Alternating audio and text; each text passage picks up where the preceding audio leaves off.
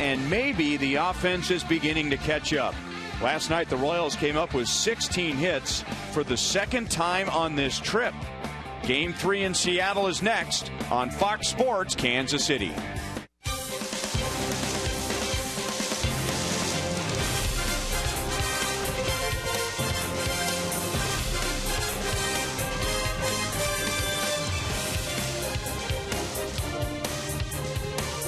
Royals baseball from Seattle is presented by Academy Sports and Outdoors. The Royals and Mariners have split the first 2 games of the series. A win tonight, and the Royals have a winning West Coast road trip. Hi, everyone. Welcome back to the ballpark. I'm Ryan Lefevre. And while the Royals offense is showing signs of being what they hoped it would be coming out of spring training, this is still a team built on pitching. And specifically during this road trip, great starting pitching. The Royals coming off a 5-game losing streak. Their team ERA was over 6 during that span. And now 5 games on the West Coast at San Diego and Seattle. The ERA is 1.49. That's best in the major leagues over the past 5 days. They have pitched the 4th most innings and have the 2nd best opponent's batting average at just 180. As we welcome in Rex Hudler, we've talked about the pitching now. Signs that the offense is coming around. What are you seeing? You said the pitching was great on this road trip. I would agree with that. But however, on this road trip as well, the offense has been great. We're going to show you some numbers here. Now, they're not hitting for power yet like they're going to, but they're finding the holes. Last night was evident. Singles and doubles, it just doesn't matter. Score the runs. Now, 1 run was only produced on 1 hit last night. The rest were sac flies and groundouts. However, they're making contact. They're pressuring the defenses with their speed. Like to see them come on with that a little bit more, especially the stolen bases. Escobar's largely responsible for that, but there's good team speed all around. Hopefully Ned will go pedal to the metal, and a track meet could break out against Chris Young here tonight. And Chris Young going up against Yordano Ventura, who makes his 2nd start on this road trip. In his first start at San Diego, he had a career-high 10 strikeouts and no walks.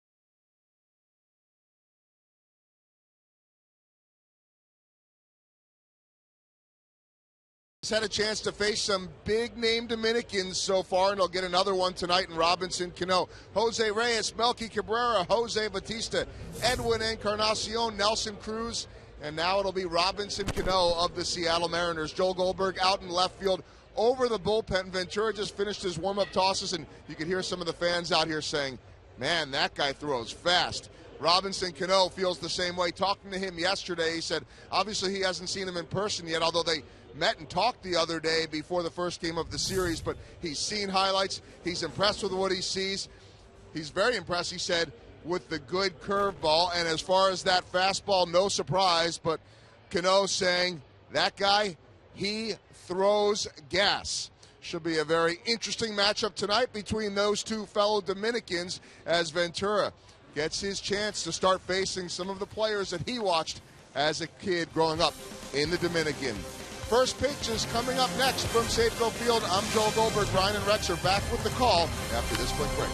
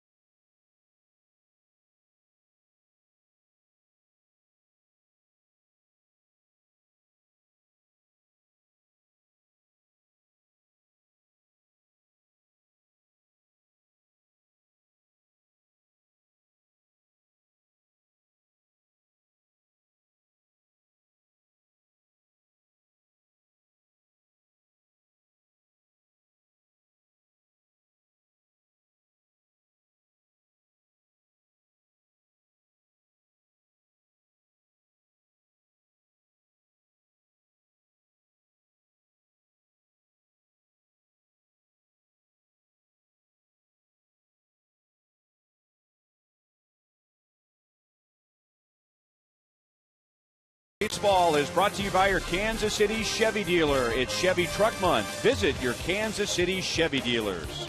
By the Missouri Lottery. Try the Missouri Lottery's new Lucky Sevens playbook.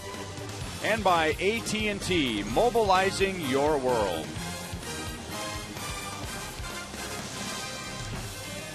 Dark clouds over Puget Sound, but we have some blue sky over Safeco Field, so the roof is rolled back once again. And if the Royals can win tonight, they would assure themselves at least a winning road trip through San Diego and Seattle, with the final game of the trip tomorrow afternoon. Johnny Giavotella still in there at second base, as Omar Infante has now missed 3 games in a row from the starting lineup. Well, they'd like to have Infante in there, I'm sure, but Johnny Giavotella, man, the way the team wins when he's in there, steady as she goes. Let's see if they can get the running game going against this big, tall, 6'10" Chris Young guy. He's a big, tall guy, doesn't have a lot of speed home, and also over to first base is slow home. I think a track meet could break out, Ryan. Hopefully guys can get on base and they can just start stealing off this guy. It's not overpowering. Defending behind him, we're going to highlight James Jones. He's an action player. He came in last night with a big pinch hit. Lloyd McClendon, the manager, says, we need a spark on this team. He's hoping Jones will bring it. And our umpiring crew, Jeff Nelson is the crew chief. This is his 17th season as a full-time Major League umpire. Scott Berry will call the balls and strikes. Marcus Spatillo at second base, and Laz Diaz is at third. And right away, we have automatic respect for Scott Berry as he keeps an eye on the clock to make sure the 6:10 game starts at 6:10. What a concept. High ball one to Nori Aoki. Well, he is a umpire that typically has a tight strike zone, so that can be an advantage to the hitter. And we'll see what kind of fielder Chris Young is. He gets Aoki. 2 pitches, 1 away. Chris Young's not overpowering. He's going to throw anywhere from 85 to maybe 88 miles an hour. He tries to sink his fastball, slider, change, curve. He's got all 4, but he's a fly ball pitcher. That makes sense, you know. With a 6'10" frame, you'd think that angle that these hitters are seeing, he'd bring a lot of ground balls, but it's not. He's a guy that gives up a lot more flies than grounders. And as a result, he'll give up some home runs. And he's allowed at least 1 home run in his last 4 starts. And very high ball 1 to Eric Hosmer. All he's done is hit .545 on the West Coast, 12 hits, and 8 RBIs. His batting average has gone up 40 points. 1 ball, 1 strike. He's raking. And if Chris Young keeps throwing him high fastballs, ooh, it could get ugly.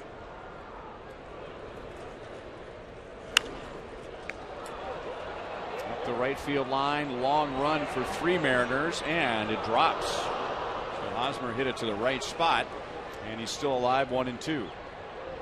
It's a high fastball.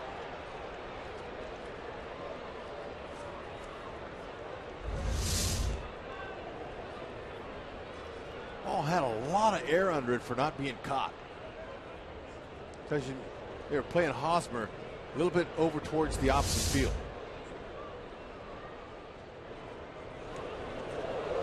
Two and two. Whoops. I think that ball bounced on the grass.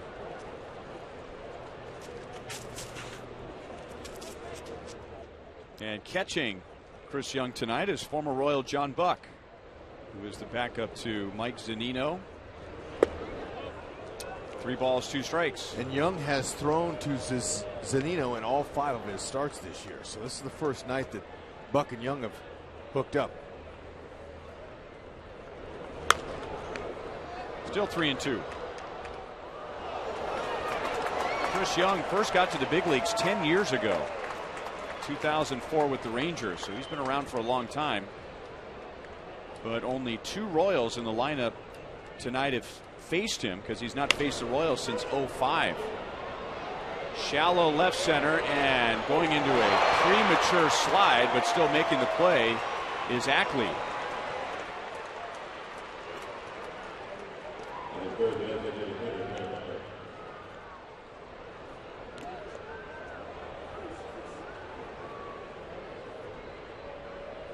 So he's lucky he didn't roll over his ankle as he started his slide too soon, and then his spikes got caught in the grass. He's a second baseman playing left field. Still working on getting better jumps and learning how to make a sliding catch. And a strike to Billy. 1 for 9 in the first 2 games with an RBI.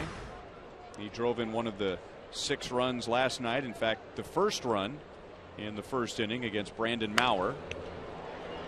And hit to that same spot, or close to the same spot that Hosmer hit it. 0-2 on Billy.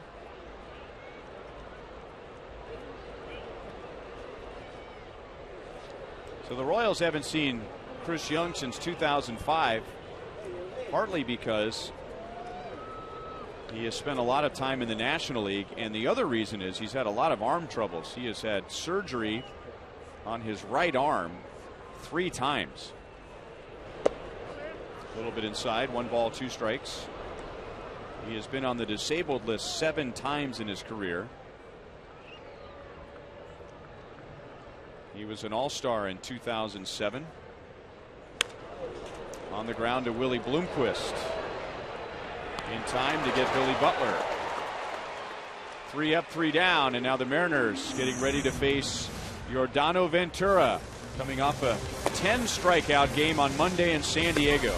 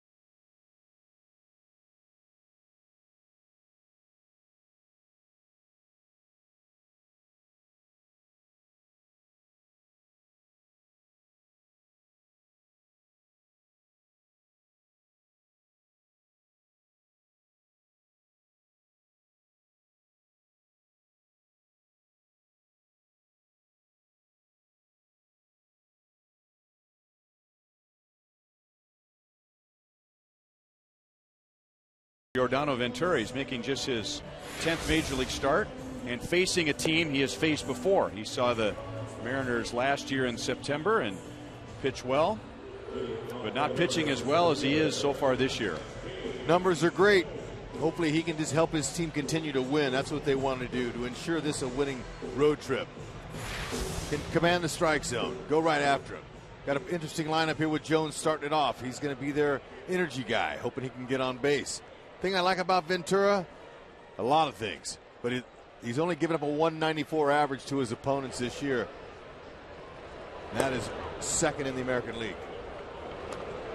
Not hitting him very much.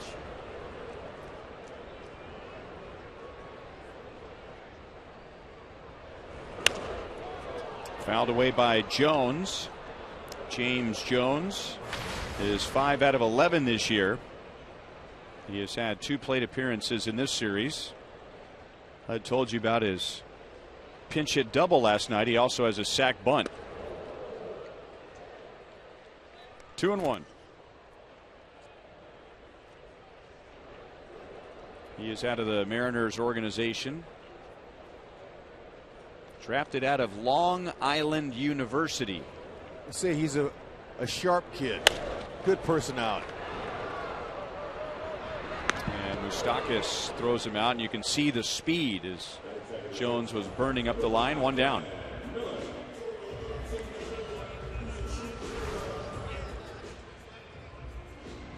Let's go around the horn. Brought to you by your Midwestern Ford dealers. Got to have gold at first base. You got to have Salvi and Escobar, even though Esky is in line for a Gold Glove. He's playing Gold Glove defense right now. We go with Gordon, Salvi, and Haas. They got gold out there now. Lorenzo Cain in center field. He sure is fun to watch.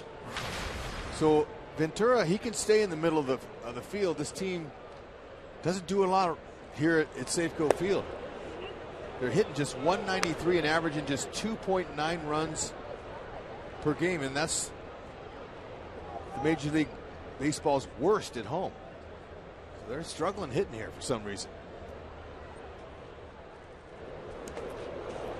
And a 3-pitch strikeout against Miller as he chased a breaking ball in the dirt. And Ventura has his first strikeout. Now we know he has the blazing fastball, and he and Garrett Richards of the Angels have the best average as far as velocity goes with their fastball. They both average 96. But in San Diego, he had 10 strikeouts only one with his fastball. Everything else on the curveball and the change. Those are two great secondary pitches. A big old hammer of a curve and the changeup. Moves away. Then you got Salvador Perez back there, quarterbacking it, following Salvi's lead. Saw that last breaking ball, how he was able to keep it in front of him. How about that swing? Nice, easy hands and a pitch that was down and in. Cano gets a base hit to left field, and he's on with 2 outs.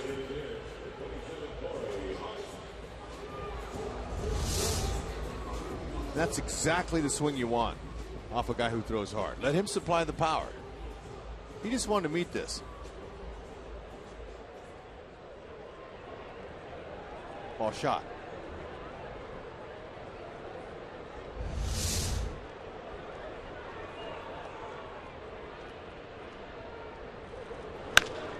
And grounded to the left side. Moustakas throws from his knees, so he takes a hit away from Corey Hart and gets it to Giavotella for the final out. No score in Seattle after 1.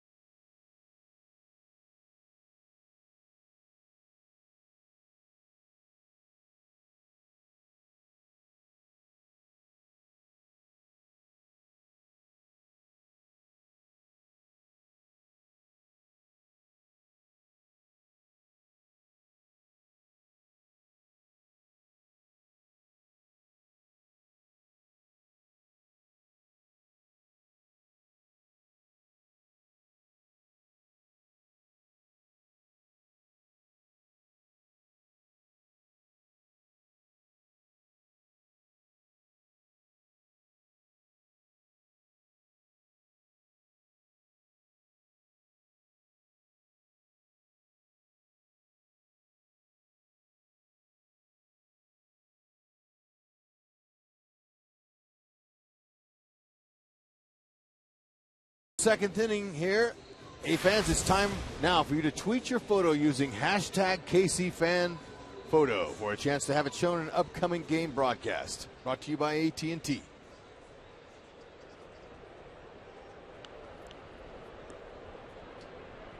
And there are a lot of Royals fans here in Seattle. There are a lot of members of the Royals front office here in Seattle. As Salvador Perez leads off and takes a strike. The Royals have somewhat of a rewards program for their employees, and employees who have been with the team 5 years and 10 years will get a paid trip to see the Royals on the road, and many of the employees using that trip to come to Seattle. As Sal is thrown out by the shortstop Miller. 1 down to begin the second inning.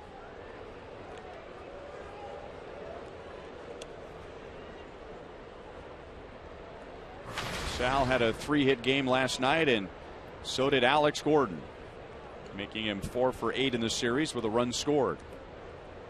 16 hits last night, all singles. It's the 4th time in Royals history they have had that many hits, and all being singles, and they have won all 4 of those games. Winning last night 6-1. The Mariners won game 1 1-0. Big slow curveball, 69 miles an hour, in for a strike. 0-2. There's Brandon Maurer, who took the loss giving up 14 of the 16 hits.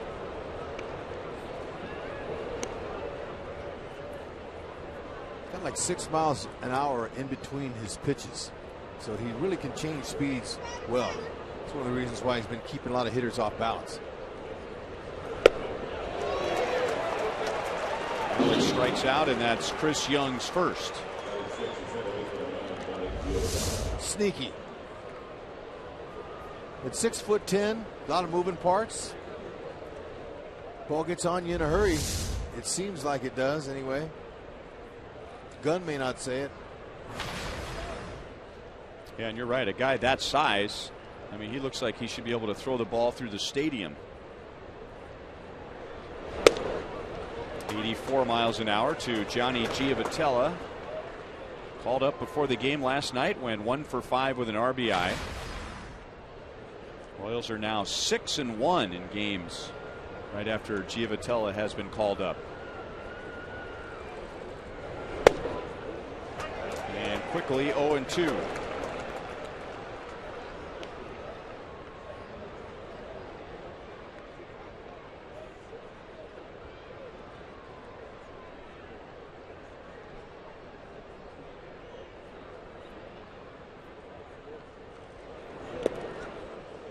One and two on Giavotella.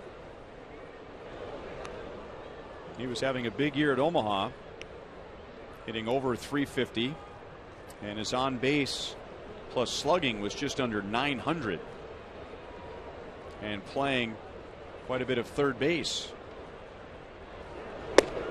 which he shared has helped him as a second baseman with the lack of reaction time at third, just using his hands and his feet more, which has translated into better defense as a second baseman.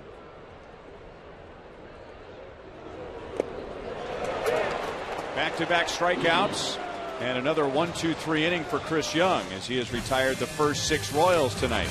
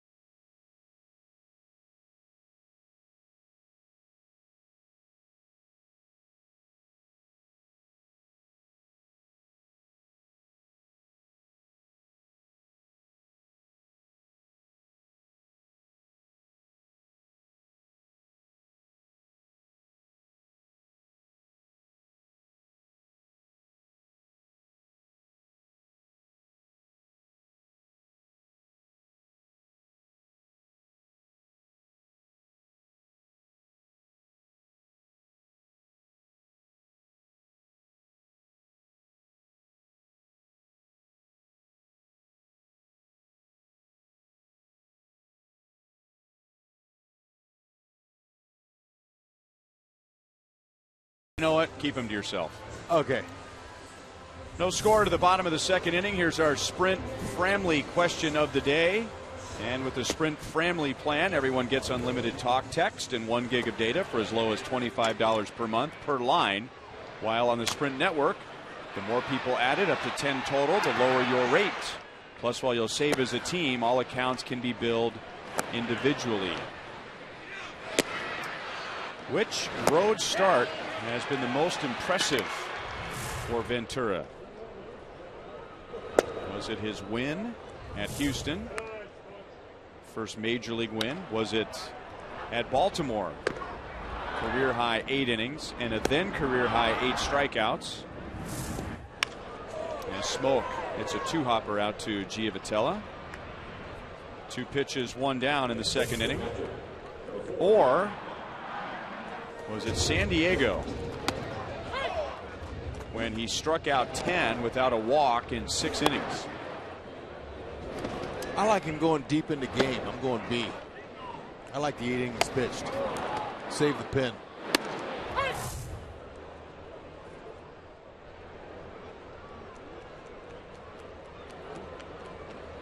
So a quick out for Ventura. Now former Royal John Buck,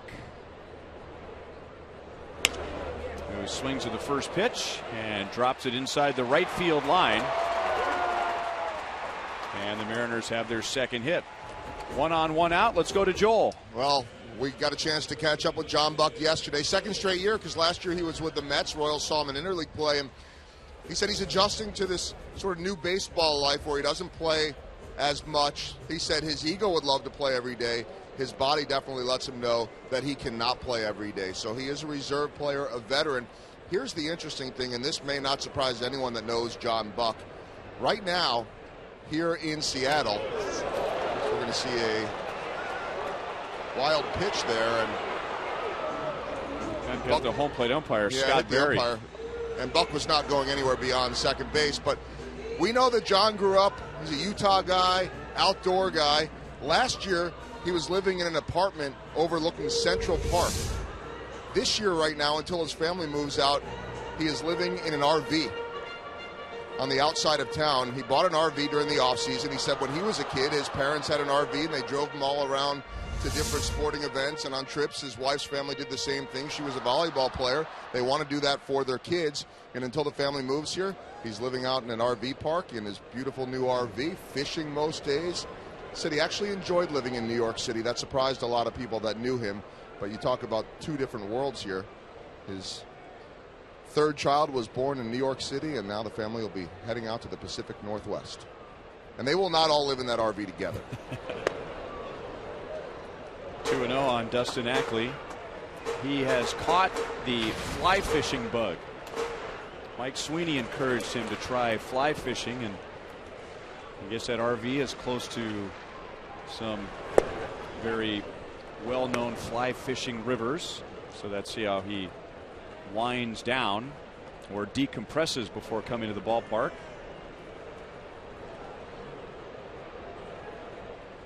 Hard to believe those twin boys are 6 years old. 2-1 on Dustin Ackley. Twin boys Brody and Cooper. And then, as Joel pointed out, he was just about to have his third son when we were in New York. Fouled away, 2 balls, 2 strikes. And then baby Bentley was born. It's just huge difference between the East Coast and the Northwest. I mean, way to detox, way to find out about the fishing, you know, enjoy the relaxed life out here. He's got to love it. Ryan, we could definitely attest to this. He's one of the more down-to-earth and likable guys in all the big leagues. He'll pop up on anybody's list of favorite Royals as far as those of us that have been around this team. But, you know, he's a country guy, and you look at his path in the big leagues, and it really actually began in Houston, but Kansas City was home for him. But places like Toronto and Miami, New York, now Seattle. Ackley flies out to Kane. And now 2 down. I looked it up in the media guide, Joel, and you mentioned he's from Utah and lives in Utah. I think the hometown, or at least where he lives now, says it all. He lives in Bluffdale, Utah. Doesn't that sound just right for John Buck? So he's at second with 2 down.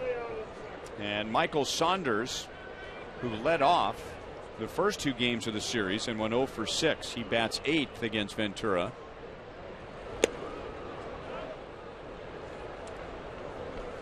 And Saunders, going back to the series before this one, is 0 for his last 10.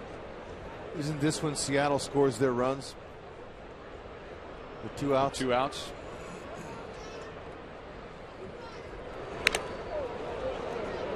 1-1.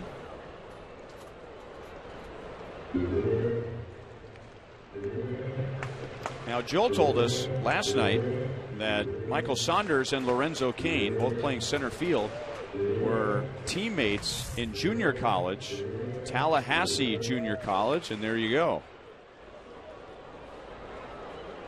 Not as far a journey for Lorenzo. He's from the South. But for Michael Saunders, he is from Victoria, British Columbia. So that was a long way away from home.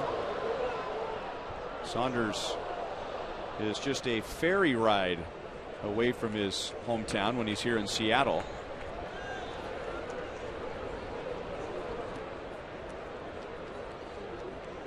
Ferry as in F-E-R-R-Y. That's right. 2-2. Talked about Mariners with 2 outs. They've got 58 2-out RBIs. That's 5th most in the American League.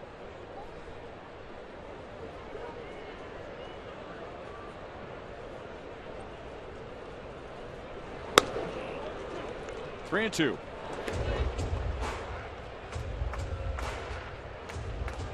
Ventura last year, September the 23rd, took a no decision. Royals won that game 6-5 in 12 innings. He only gave up 1 run in 5 2/3 against the Mariners. 6 strikeouts. He did not face Saunders, who swings and grounds it right to Hosmer. And Hosmer will take it himself on a close play to end the inning. Another hit for the Mariners, but no runs and no score at the end of 2.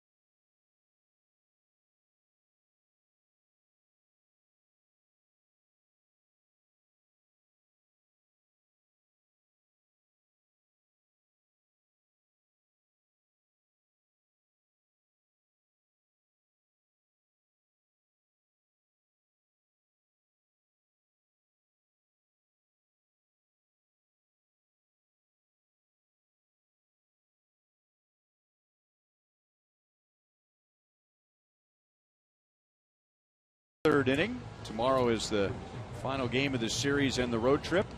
And then a week from tomorrow, it's our annual tribute to the Negro Leagues. A new element called Dress to the Nines is included this year, as we'll help honor the tradition of attending Negro League games by dressing in your Sunday best. And we will complete the outfit.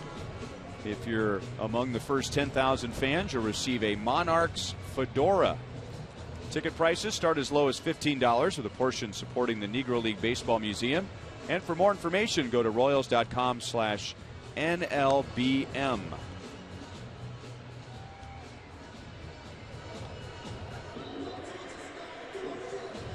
Had a lot of fun last year.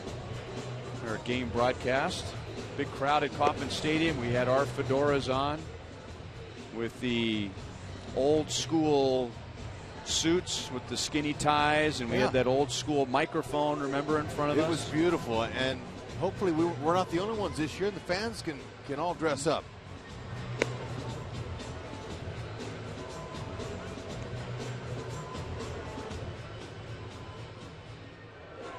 I think they're checking on Scott Berry, the home plate umpire. He was plunked by that Yordano Ventura wild pitch in the bottom of the second inning.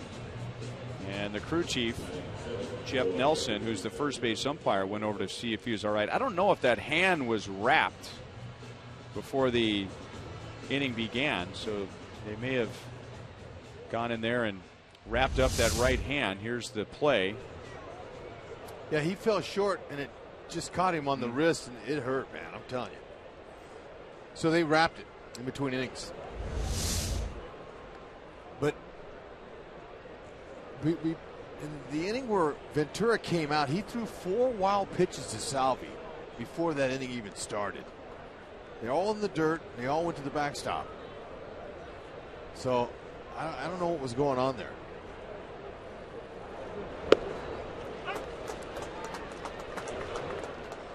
Chris Young has retired the first 6 Royals tonight and now gets Kane, Moustakas, and Escobar. 0-2.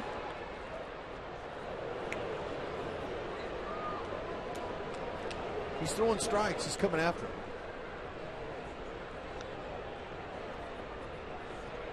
Well, we've already seen 2 outstanding pitching performances from a starter in this series. As Young buzzes the tower, and not pitching performances that were highlighted by power. Iwakuma just changing speeds, keeping the Royals off balance, and Vargas doing the same thing last night to the Mariners. And now Chris Young with a fastball that at least I haven't seen top 87. He's had the Royals off balance. Vargas was great last night, 7 scoreless innings. Got the corner. Kane was jumping back thinking it was inside. So Young begins his outing, retiring the first 7, and now 3 strikeouts in a row. Might have been inside. But at 86 miles an hour, you could pull that ball down the line for a homer. Next time up, you'll just be able to make the adjustment you hope. Jeff Nelson, who is the first base umpire, he just left the field and he's going to put the home plate umpire's gear on. So we'll continue the game, and now we have a 3-man umpiring crew. Yeah, they'll go back and take an x-ray, I'm sure. Especially when you're the home plate umpire, most of them will use their right hand and their right fist to signal a strike. Up the right field line, and that drops for a hit, and then falling down Saunders, and he may have rolled his ankle, and Mike Moustakas will end up at third base with 1 out.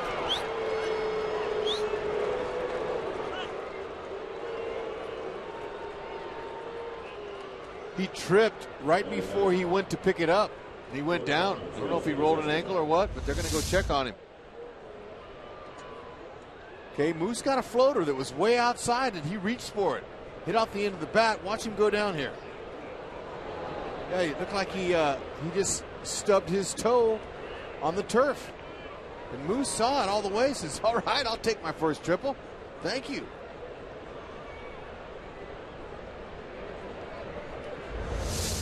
And his first triple since 2012 at Fenway Park. And that puts an end to an 0 for 11 for Moustakas, his first hit in this series. And now runner at third with 1 out. Yeah, Saunders, it's a good thing he didn't hurt himself, but got to be embarrassed by that. Just kind of tripped over his own feet out there. Especially if the Royals can make it hurt, score that run. Sack, fly, bunt, any way you can. Mariners bring the infield in. And Escobar takes a pitch at 83 for a strike.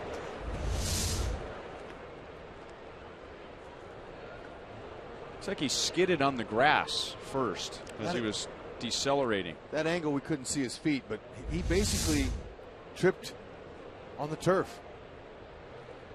And it happens. 1-1.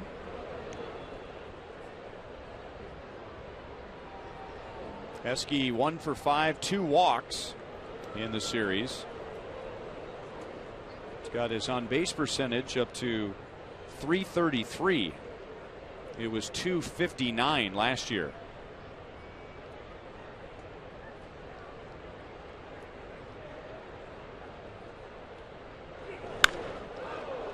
That should be deep enough as Ackley backs up in front of the track. And the Mike Moustakas triple will turn into a run.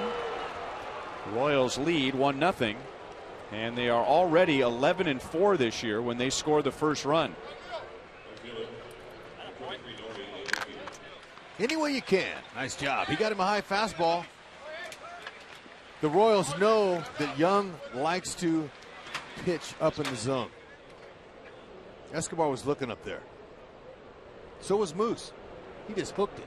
That ball was 2 inches on the outer half of the plate.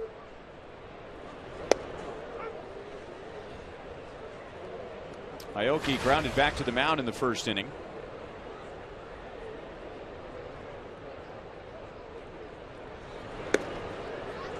One and one.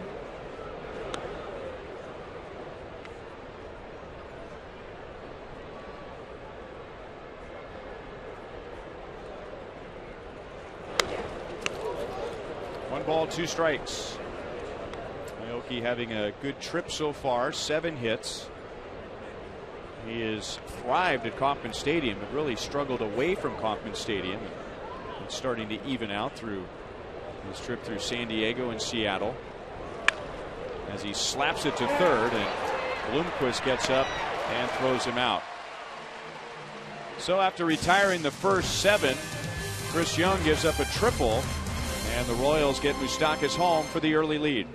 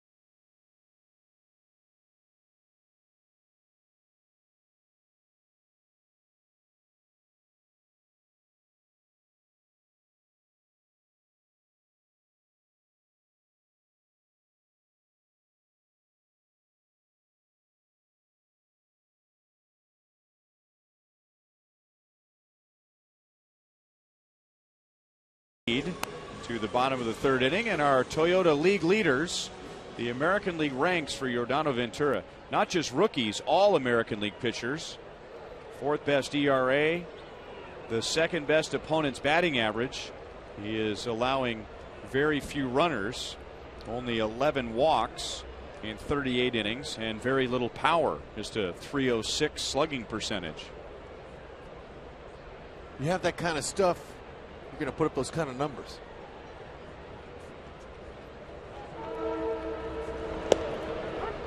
Strike to Willie Bloomquist. He starts for a 2nd consecutive game. Kyle Seager has been bothered by a stomach ailment. Hosmer short hops it and goes to the bag for the out.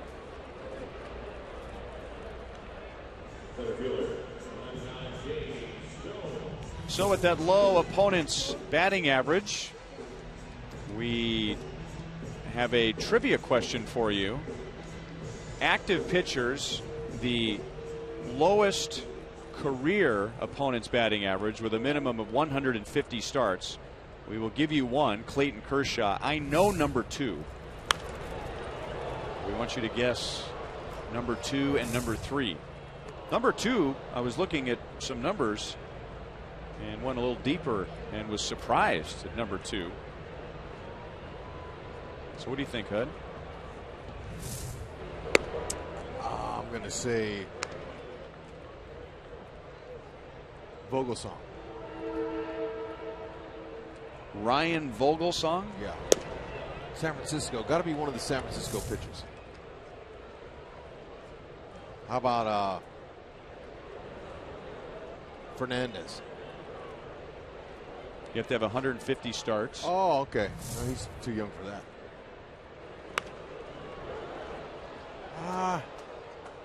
Ryan Vogelsong. I don't know where that came from.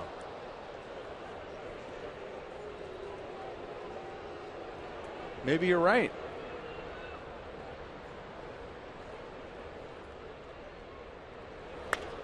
How about Greinke? I thought about that. Zach Greinke.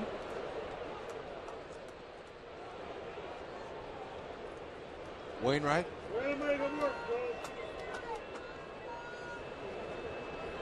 How about Max Scherzer? Yeah. 3-2 on Jones, who is the Mariners' leadoff hitter tonight. He grounded out to third in the first inning.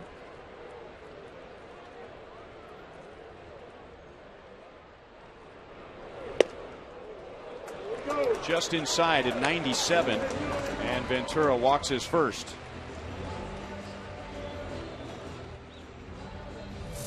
You going to stick with Ryan Vogelsong? I don't know why his name popped in. I think it's because last night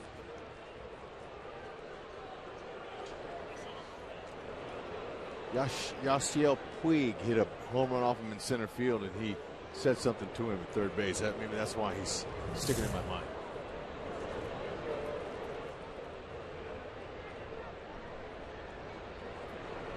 Well, I get your thinking. I mean, anybody who talks down Yasiel Puig probably has a good opponent's batting average. I don't know.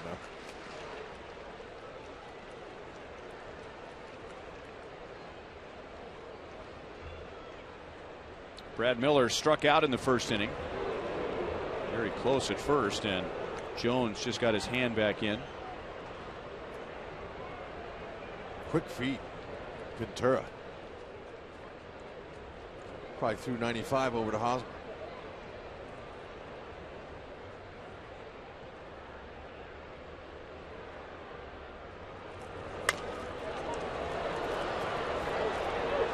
Alex to the side wall and makes the play.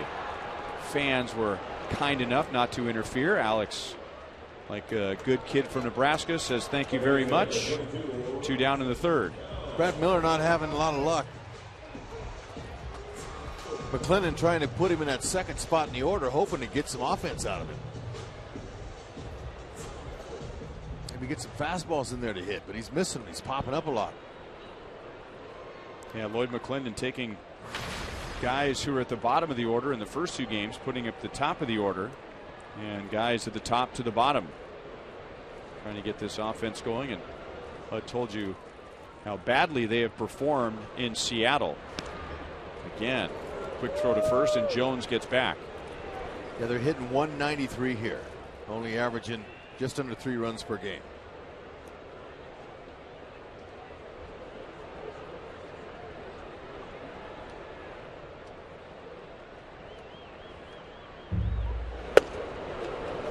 .98 miles an hour.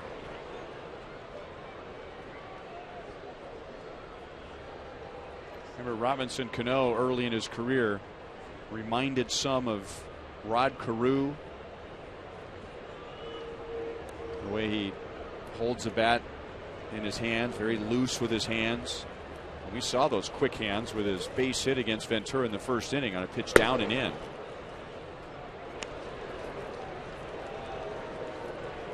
Jose Fernandez, remember him? What I'm thinking about? The hitter?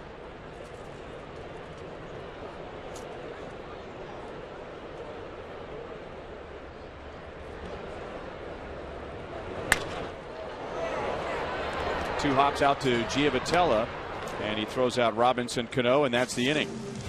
So a 1-out walk, that's it. Royals lead 1-0 at the end of 3 in Seattle.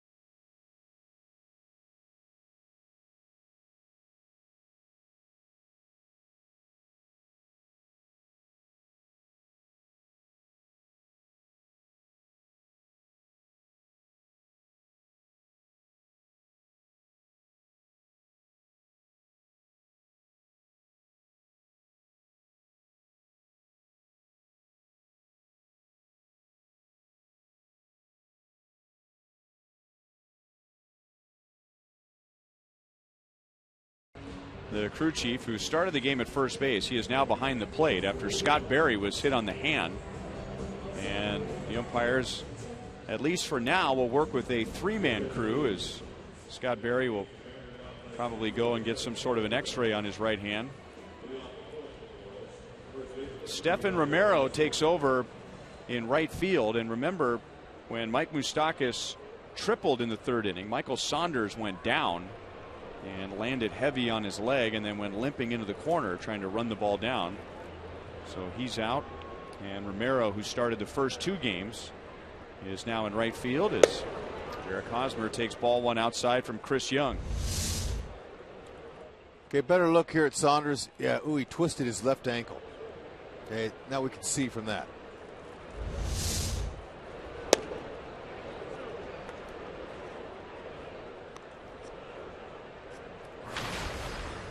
Eric flied to left in the first inning.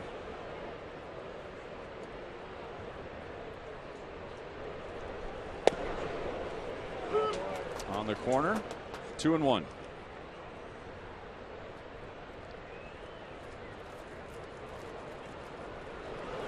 Young is retired 9 of 10, but the one hit was a triple, putting a runner at third base with 1 out, and then Alcides Escobar with a sacrifice fly got Moustakas home. Keeps throwing in those high fastballs. Hosmer's going to get him. And stay in.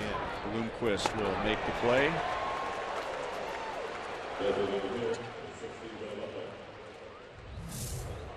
All right, now Matt Cain. So you were, I don't know, has Matt Cain ever cussed out Yasiel Puig? I'm not sure. I don't know, but I knew there was a giant in there. Now the second one is relevant to tonight.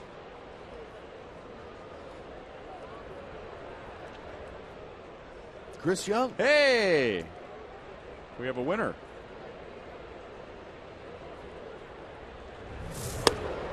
In our pregame research from our associate producer Dave Holtzman, he was listing the opponent's batting averages against Chris Young against righties and lefties, and it was very low. So looking at the career numbers, 224 is all the major leagues have done against Chris Young in his career.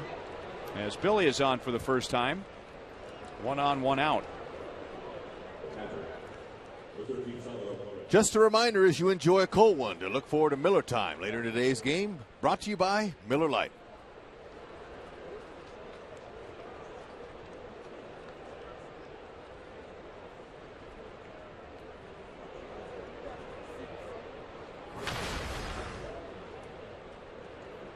Sal grounded out to short in the second inning. Coming off a 3-hit game last night, scoring a couple of runs.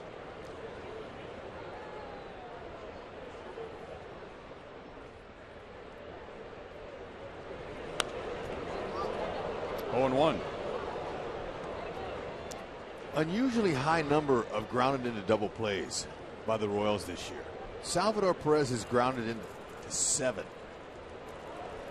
Hosmer 6. Billy 5. Those are big numbers for grounding into double plays. And all middle of the order hitters. Another pop up. This time Smoke makes the play. That's out number 2, and Butler back to first base.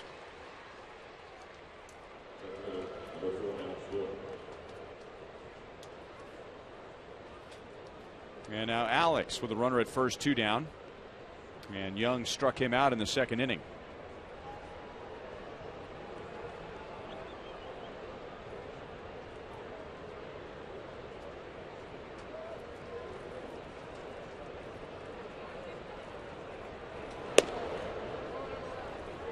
Chris Young at 6'10", you'd imagine that he played basketball at some point in his life.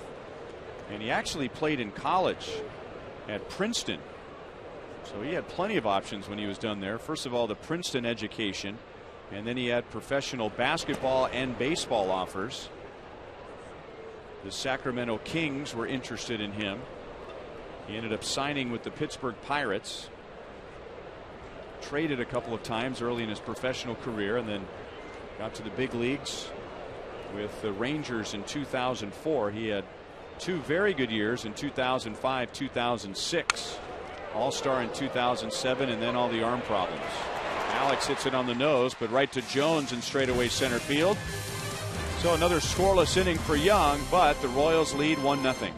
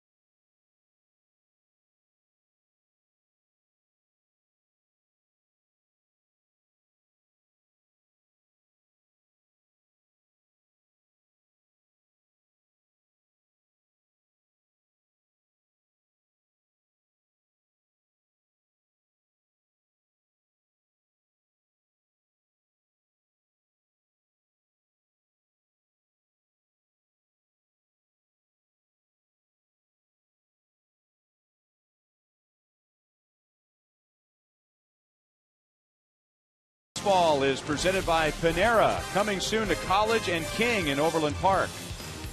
And by your Midwest Ford dealer. Visit us at yourmidwestforddealers.com. There it is, the Emerald City, Seattle, Washington. I remember Denny Matthews telling me about his first trip here, which was 1969. It was the first year of the Royals. It was also the first and only year of the Seattle Pilots. And they became the Milwaukee Brewers. And there is a tower that was very close to the Kingdome. Hosmer going as high as he can, but he can't get the soft liner from Corey Hart, who's on to begin the 4th inning. There's a tower close to where the Kingdome was and has a big clock on it. And Denny used to talk about how there it is. that was the tallest building in Seattle when they were here in 1969 to play the Pilots, and now you can hardly see it as this city has grown.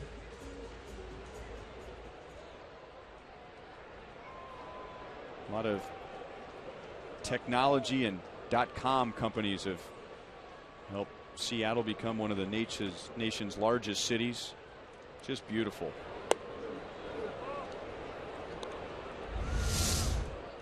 Hosmer showing his hops off. If he can't get him, not too many guys out there could. He hit him a changeup. That's what happened. It was a hanging, it looked like a changeup or something off speed up.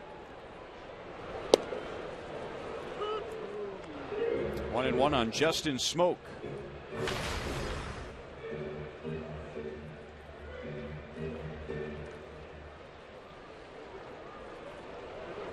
Mariners have been waiting on Justin Smoke now for coming on 4 years. Oh my. And that's what they've been waiting on. Way back into the right field bleachers. That is 5 home runs for Justin Smoke. And Seattle takes a 2-1 lead in the 4th inning.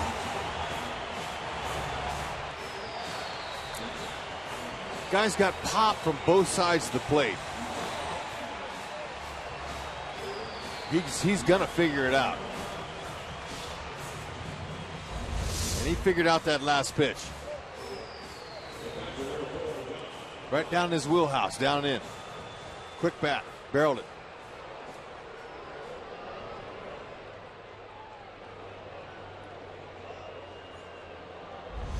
So Ventura has been hurt by the home run in his last 2 starts, but that's only the 3rd home run he has given up in 39 innings. And back with a strike to John Buck, 0-1.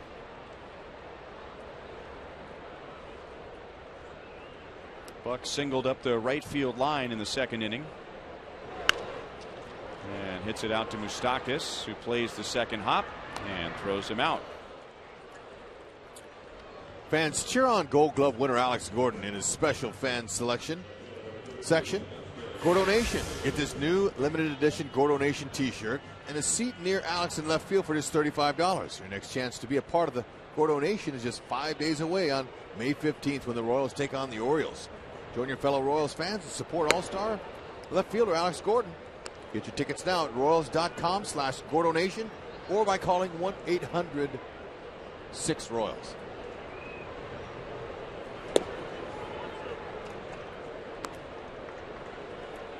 Justin Smoke coming over from the Rangers in 2010 in the deal that sent Cliff Lee to Texas, and Mariners got a few prospects in that trade. Justin Smoke, a 1st-round pick, was the biggest name. He hasn't put a big season together yet since joining the Mariners. And now a 4-pitch walk. Ventura puts Ackley on. And I guess you should be a pretty good power hitter when your last name is Smoke. Yeah.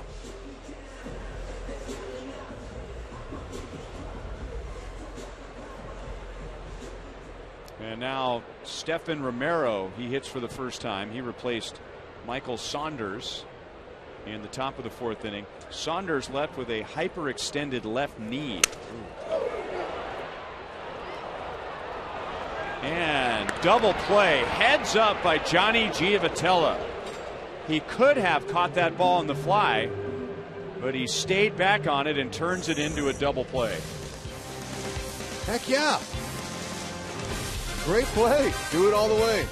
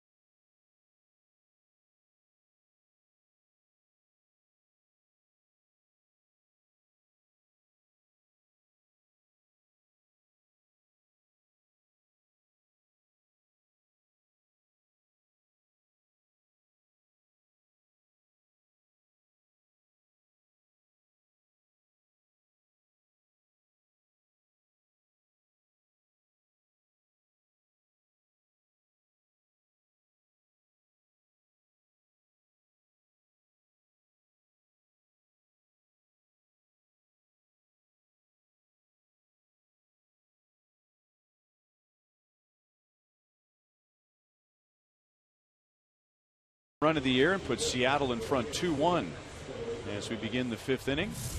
Remember, Wednesdays at Kauffman Stadium are student nights and local music showcase presented by Inc. Magazine. Just show your student ID at the box office. You'll get an $8 ticket, and make sure to get to the ballpark early for food and drink specials and live local music and the outfield experience. And the next student night is May 21st against the White Sox, featuring music from Not a Planet. Select tickets are available at Royals.com/student night. Not a Planet, playing at Kauffman Stadium. You'll go out there and check them out, won't you? I'm a big fan of theirs. You used to be a roadie for them, didn't you? I did. I handled a lot of their baggage. Okay. Johnny Giavotella struck out in the 2nd inning, but had a heads-up play to end the bottom of the 4th, and a sharp one-hopper to Bloomquist at 3rd. He throws him out. One down in the 5th inning. That nice play Gio made. You see, when the runner's going back towards first base, you can go ahead and throw the ball to first and get the guy that's running from home plate to hit the ball, and then get the runner in a rundown. Typically, but they had time. Escobar's great arm was able to complete it. But whenever the runner gets deked like that and fooled, typically you just throw it across and get the out at first. But they'll take it either way. And if there were 2 outs in the inning, Giavotella just takes a couple steps in and catches that ball on the fly. That's right.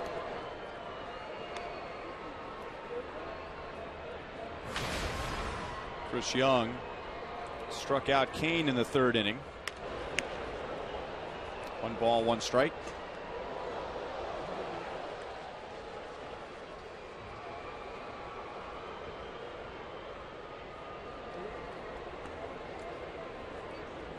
"34-year-old Chris Young."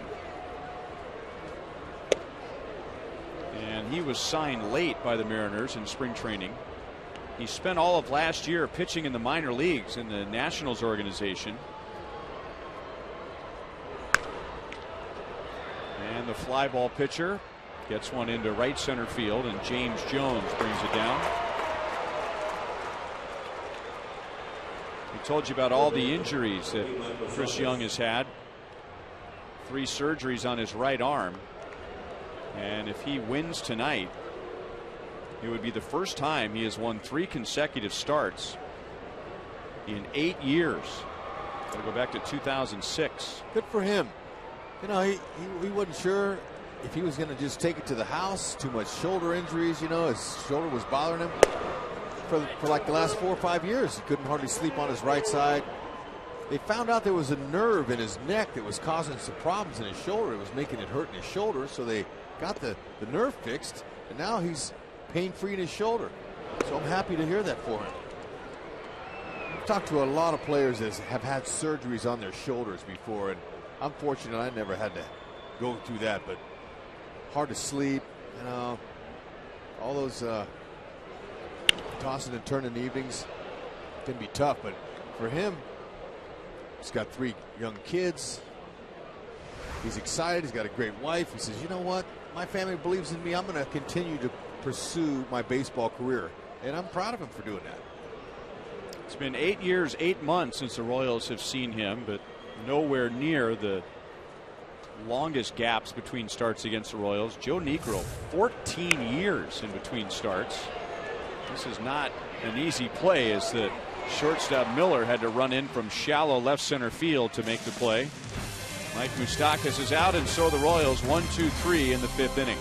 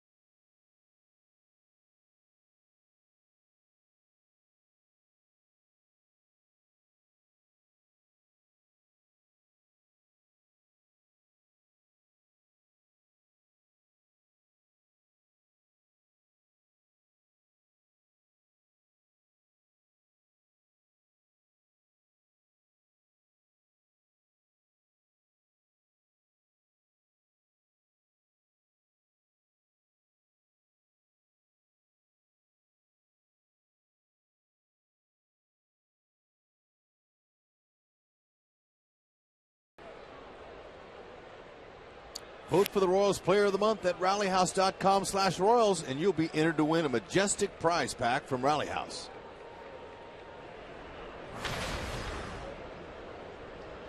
We've seen 2 outstanding pitching performances so far. Jason Vargas last night, 7 scoreless innings, no walks, 6 strikeouts. And in game 1 on Thursday night, Hisashi Iwakuma pitched 8 scoreless innings. 2-0 on Willie Bloomquist. Former Royal grounded out to Hosmer in the 3rd inning. Royals got a sac fly from Escobar in the 3rd. And the Mariners got a 2-run home run from Smoke in the 4th. Up the right field line, and Aoki makes the play just inside the line. 1 down.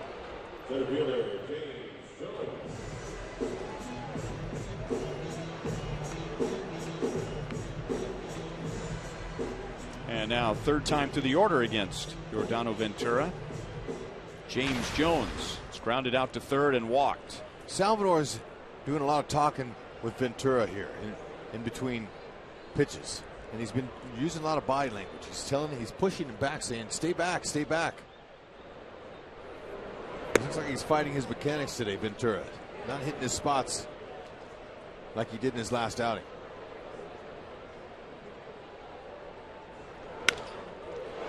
Hit hard into right center. Jones can really run. Aoki got to it quickly and made a good throw back to the infield, holding Jones to a 1-out single.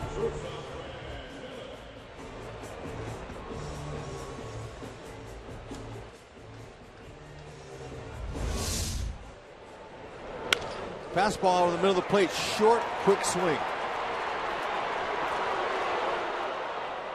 Well, Hud, you've said it 100 times. If you want to stretch a single into a double, you have to do that right out of the box. And it looked like about 4 steps before he got to first base, he kicked it into another gear, and it was too late. I thought he was going to get to second base easily with his speed. Yeah, well, I wasn't so sure about that either. It's okay with 1 out to try that, to get into second base. Brad Miller is fouled out to left and struck out.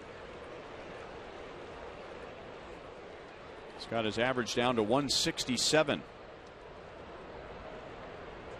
Now Jones runs, and the Mariners try a hit and run, which is a good way to try and get a hitter out of a slump. It's 0-2, and Miller is now hitless in his last 16 at bats.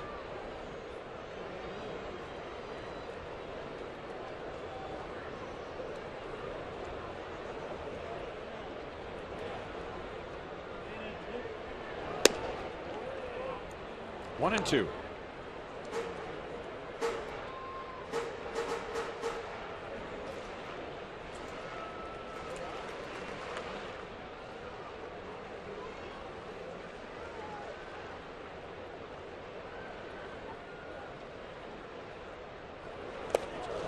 Struck him out with a breaking ball down.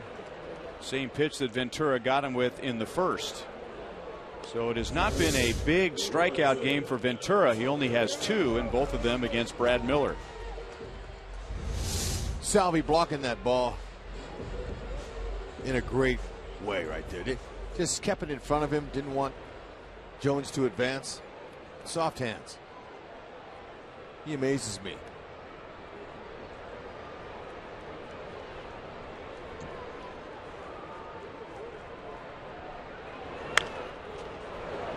Speaking of soft hands, Robinson Cano fouls it away. Talking about other hitters who held the bat really loose in their hands. I mentioned Rod Carew and Tony Fernandez. Remember him when he played for the Indians? Look at the Van Slyckster picking that. Says, I'm going to keep that. That one's mine.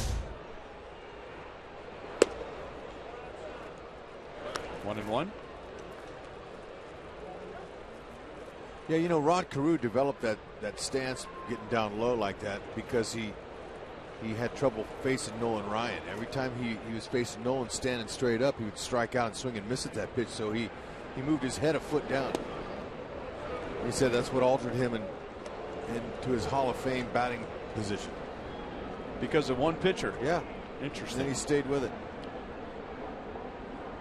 So by leaning back toward the catcher, it just bought him a little bit of time. Yeah, it brought his eye level down about 4 or 5 inches, and then anything at his eye level he just took. He didn't swing at. Sal wanted to throw down to first base, but I think Cano got in the way, and so he wasn't able to follow through with his throw.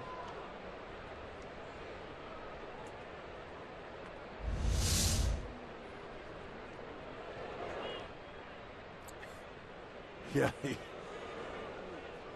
messed up somewhere. Cano was smart enough to sway backward to avoid taking one off of his mouth. He almost threw that one into right field.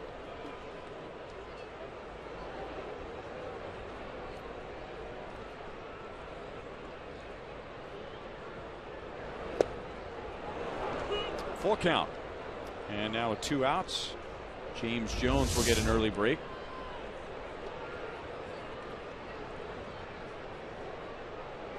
So we want to keep it away from Cano. He'll take the corner.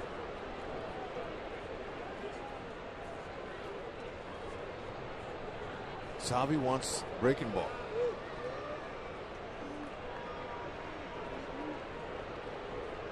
There's some things going on tonight between Salvi and Ventura. I've been watching. It's not normal. Like I said, I haven't seen any pitcher in the big leagues throw 4 wild pitches back to the backstop like he did to Salvador. During his warm-up tosses. Yeah, during his warm-up tosses. Hit the umpire, and then that same innings when he hit the umpire in the hand on the bouncer. And now it looked like Salvi wanted him to throw that curveball, but Ventura didn't want to throw it. And maybe because of the 3-run homer that the catcher from San Diego hit off of him, he didn't want to throw that curveball.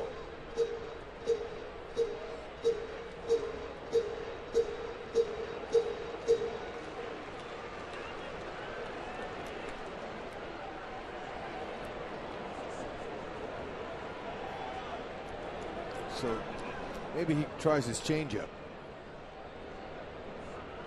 Haven't seen many of those tonight. Mostly fastball, curveball. Go back with the fastball. Jones runs again, and Cano fouls it back again.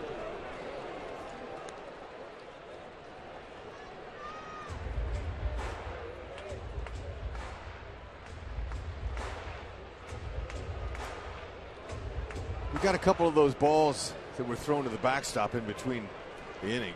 We could show it to you, but I don't know what was going on. But there was 4 balls, and the umpire, Scott Berry, was at the backstop picking up all those balls. Jones runs, and that's ball 4 to Cano. 3 walks given up by Ventura. And that puts 2 on with 2 out. Salvi with another trip to the mound.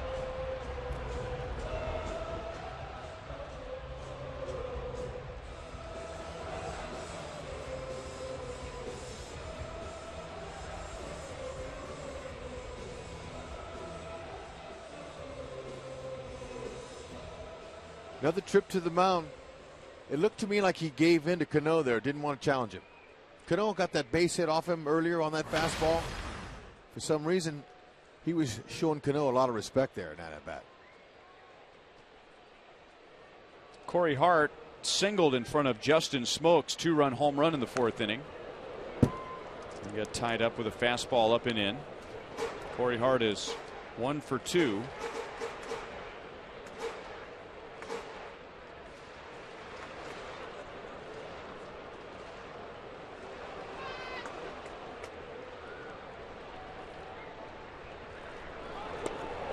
Here's a changeup. No balls, 2 strikes. Well, Yordano Ventura, maturity beyond his years, Academy Sports and Outdoors. The more critical the situation, the better he gets, which is very uncommon for a 22-year-old pitcher. Usually it's the other way around. Nobody's on base. They're pitching out of the windup. everything's going just swimmingly. Then you get a runner on base, you get some runners in scoring position. The nerves take over, and the young pitcher might fall to pieces. Well, those numbers are great. Still 1-2.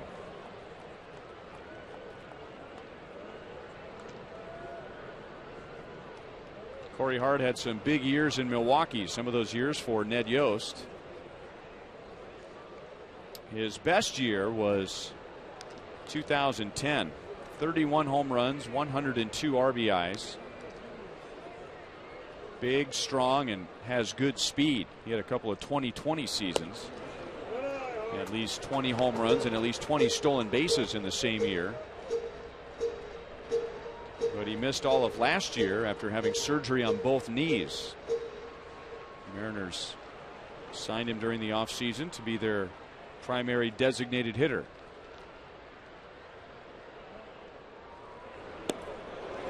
And the count goes from 0-2 to 3-2.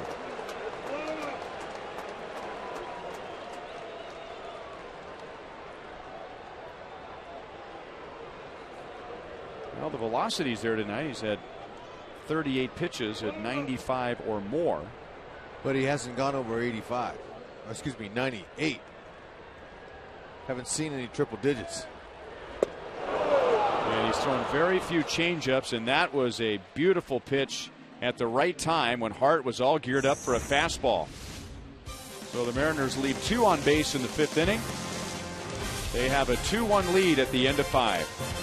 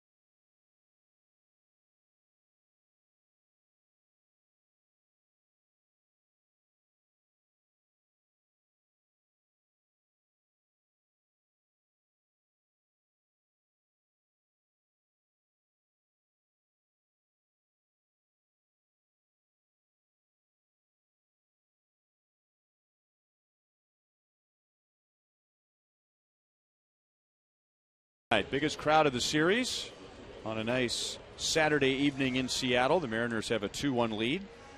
And it's our Sonic Slam inning. Tonight's contestant is Dewey Collins from KCMO. If the Royals hit a home run in this inning, Dewey wins $400. If the Royals hit a grand slam out of the park, Dewey wins $25,000 from Sonic and the Kansas City Royals. Alcides Escobar, Nori Aoki, and Eric Hosmer against Chris Young in the 6th.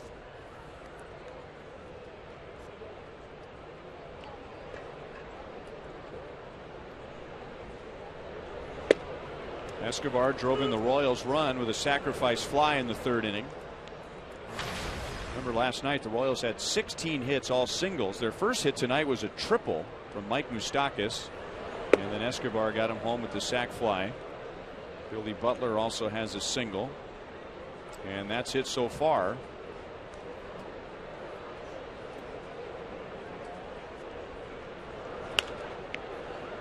One and 2 on Escobar.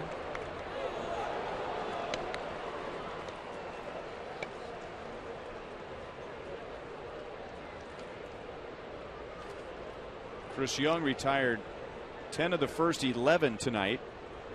And now he's in the middle of retiring 8 of the last 9. Poked up the right field line and foul.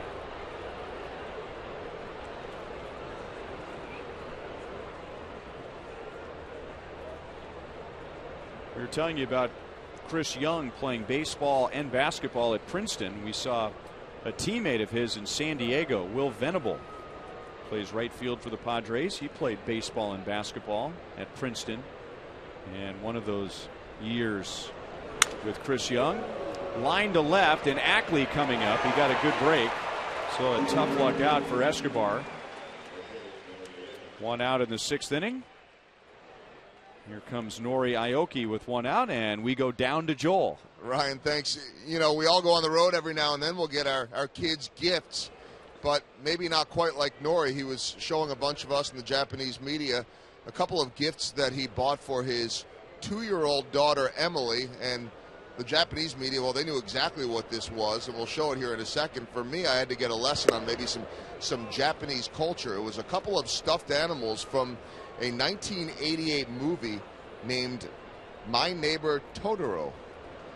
I figured maybe I could ask, HUD about that, but HUD was there in '93. This movie was 1988, and the first thing was described. I don't know if we're going to see the stuffed animal or not, but Totoro is a very popular character in Japan for 25 years now. Now that first one is called Neko Bus or Cat Bus, which made me think about riding or driving the bus, HUD. Yeah, no, I've seen that. Have you seen that one? Mm-hmm. That's Totoro. Okay. And it was described to me as a giant furry-like rabbit thing that is a spirit of the forest. And I don't really know what that means, but it's very popular in Japan. And he did say that if he gets on a big hitting streak here, Emily might not get that Totoro for a while because it might stay in the locker. That's fascinating, Joel. You ever bought a Totoro for any of your boys? Not in the last week or so, no. Last week you did? You don't have any Japanese stuffed animals? Probably do somewhere, but that would be back in the early 70s. No, I've seen that. I remember seeing that when I was over there. It's apparently a huge thing in Japan, and we're talking 25 years now. I know, Ryan, you want one. So do they fly over from Japan to Seattle to get the Totoro dolls? Well, I don't know if you've noticed. See, Totoro's going to bring not enough luck. I think that there was probably a better chance that he could buy one of those stuffed animals, say in Seattle, than he could maybe in Kansas City or on past road trips like Cleveland. Yeah, I don't think Totoro's very big in Kansas City or Cleveland. You ever seen one? I've been to both Kansas City and Cleveland. Yeah. I think your boys would like a Totoro and a Neko Bus.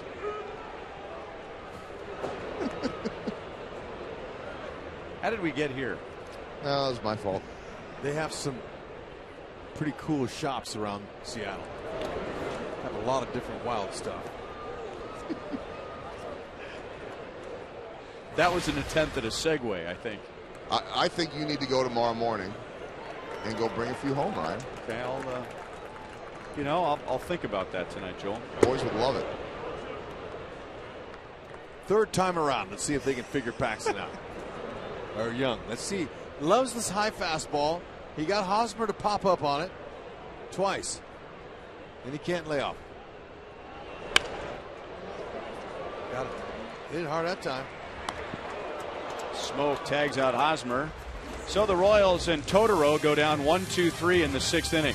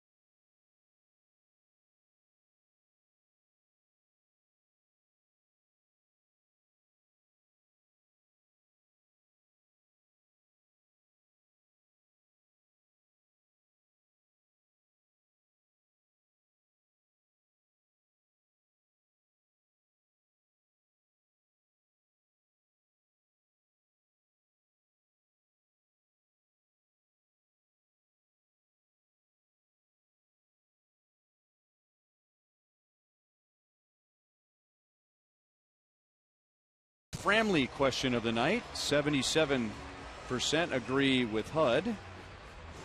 Yordano Ventura's most impressive road start this year was the 8 innings at Baltimore, a career high.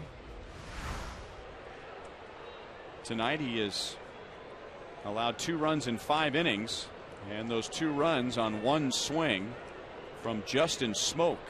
He took a fastball down and in and lined it into the seats in right field. It was his 5th home run of the year and his 23rd and 24th RBIs, which leads the Mariners 2-0. Ventura has got Jeff Nelson flinching back there, back at home, as Moose now slides over in between Escobar and Giovitella. Going the other way, and it drives Alex to the track, but it's an out. 1 down in the 6th.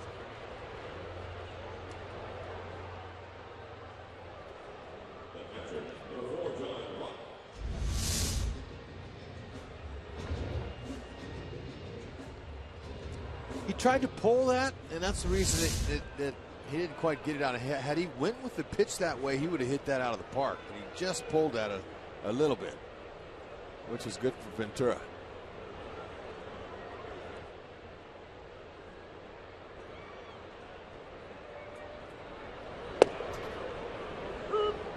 Strike to John Buck. 1 for 2 with a 2nd inning single.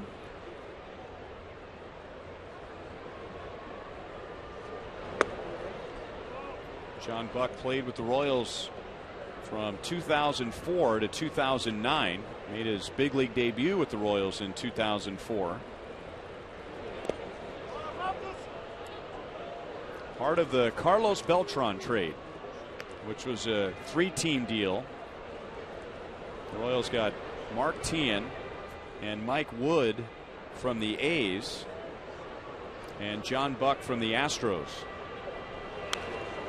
Carlos Beltran went to Houston, and Octavio Dotel went from Houston to Oakland. It's kind of confusing.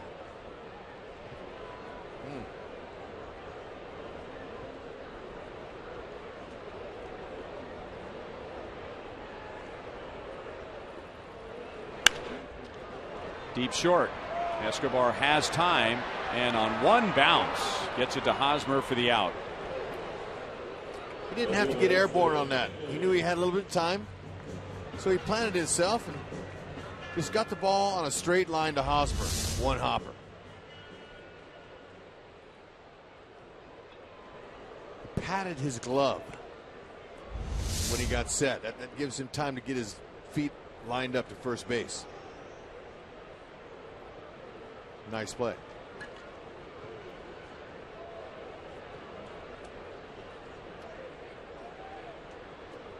And now Dustin Ackley with 2 down. Ackley has walked and flied out to center field. Mariners' 1st-round pick in 2009. And that draft was all about Steven Strasburg, coming out of San Diego and going to the Nationals 1st overall. And then Dustin Ackley, number 2. And that is home run number 2 for the Mariners tonight. And they lead 3-1 in the 6th inning.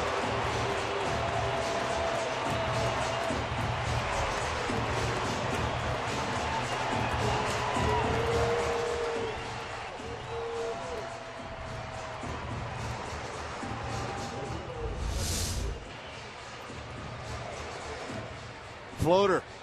Changeup up. Already elevated. All he had to do was just put an easy level swing on it, and he caught it right. 2nd homer of the year for him.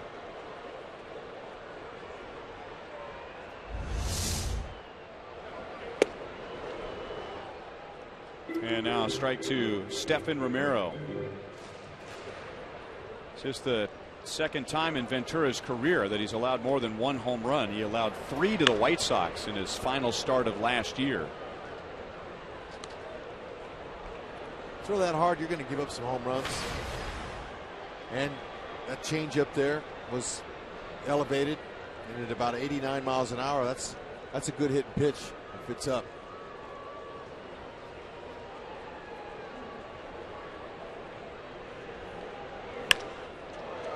Hit hard to right field, and Aoki makes the play. So the Mariners get another run and another home run. And you know you're good when you made a quality start, and it seems like an off.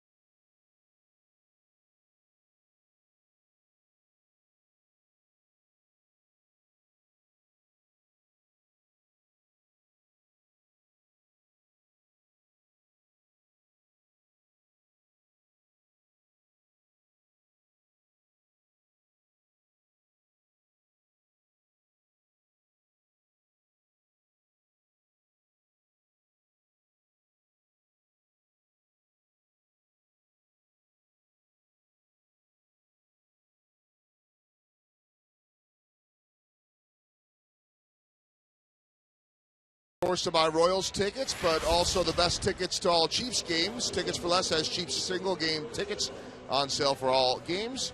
Your opportunity to take the family to see Arrowhead Stadium at an affordable price. Preseason tickets start at only $10. Check out ticketsforless.com for the best deal on Chiefs tickets. And wanted to give a shout out. That is Sergeant Zach Turner, and he is showing off his love for the Royals. This was sent in by Cody Kettner, a buddy of his. But Sergeant Turner is stationed right now in Kandahar Air Base in Afghanistan. He's from Lawson, Missouri. His wife, Mary, is pregnant with their first child. He is in the Army National Guard, Pierce City, Missouri. So to Sergeant Zach Turner, thank you for all you do for this country, and an honor to see that Royals flag flying in Afghanistan. Amazing how technology can bring us all closer. And hopefully he comes home soon and safely, and he can bring that flag out to Kauffman Stadium. Love to see him. 1-2 on Billy. Third time through for the Royals. They're either going to make their mind up, they're going to swing at that high fastball, or take it. Start getting some guys on and move them around the bases. It's not happening. Right center field, and Romero got a good break and runs it down in the gap. Royals have now been retired 12 of their last 13 against Chris Young, but there have been some hard hit balls mixed in. Gordon is lined to center. Giavotella has grounded out hard to third. Escobar is lined to left. Aoki's lined to left, and now Butler lines to right. Hosmer hit one hard to the shortstop his last at bat. So they're just not having any luck right now. Fouled away by Salvador Perez, who is 0 for 2. And Joel, he is our birthday boy today. 24 years old, Salvador Perez. And I know HUD likes to call home runs, right? Yep. So I was thinking, let's call Salvador Perez home right now. The last Royal to homer on his birthday was John Buck. It's not going to be a homer, but he's going to have to get running. He's going to hold with a single. No inside the park home run there. We have at least seen an outfielder trip tonight. Led to a triple.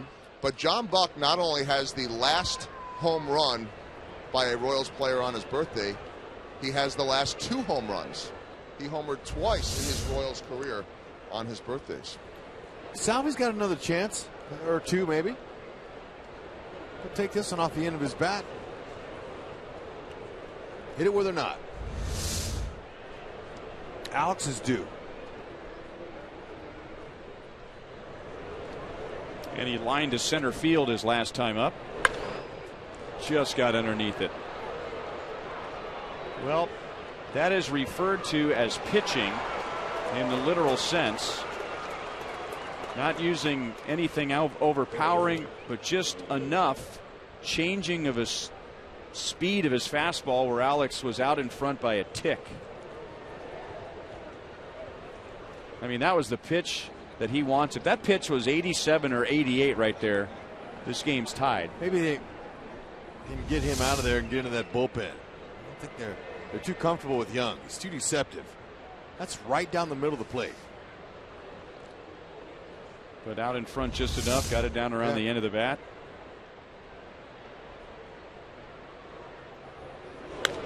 And Johnny Givotella, same thing, off the end of the bat. The last two pitches, 85 miles an hour. And fly balls to get Chris Young out of the 7th inning. So the fly ball pitcher has recorded 21 outs tonight and 12 in the air.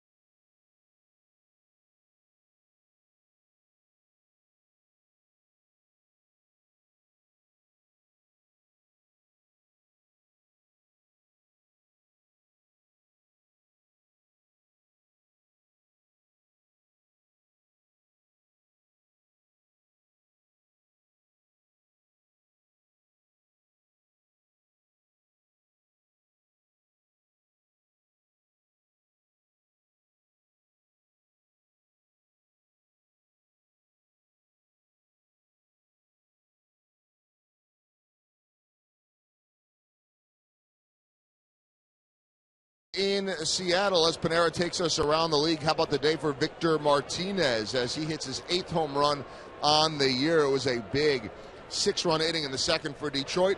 Arizona won better than Chicago. Tampa Bay wins all over Cleveland 7-1. Eric Bedard on the hill for them. And Colorado is just mashing every single night on offense. Troy Tulowitzki hitting over 400. Eric Hosmer with the play. Nice throw over. And Yordano Ventura is there for the out. Our Mazda game break goes to Detroit, and it wasn't just Victor Martinez, it was Miguel Cabrera as he went deep with a 3-run home run. That was his 5th on the year. And the Tigers now move to 21-11. Should point out in one of the other games we mentioned that Paul Konerko homered today, his 435th of his career. Good for him. Coming back to the White Sox in a reserve role, I think that surprised a lot of people that he came back and not being the everyday player and still hitting some milestones. 1-1 on Jones, who is 1 for 2 with a walk. And now Ventura picking up the pace, although he's fallen behind 3-0.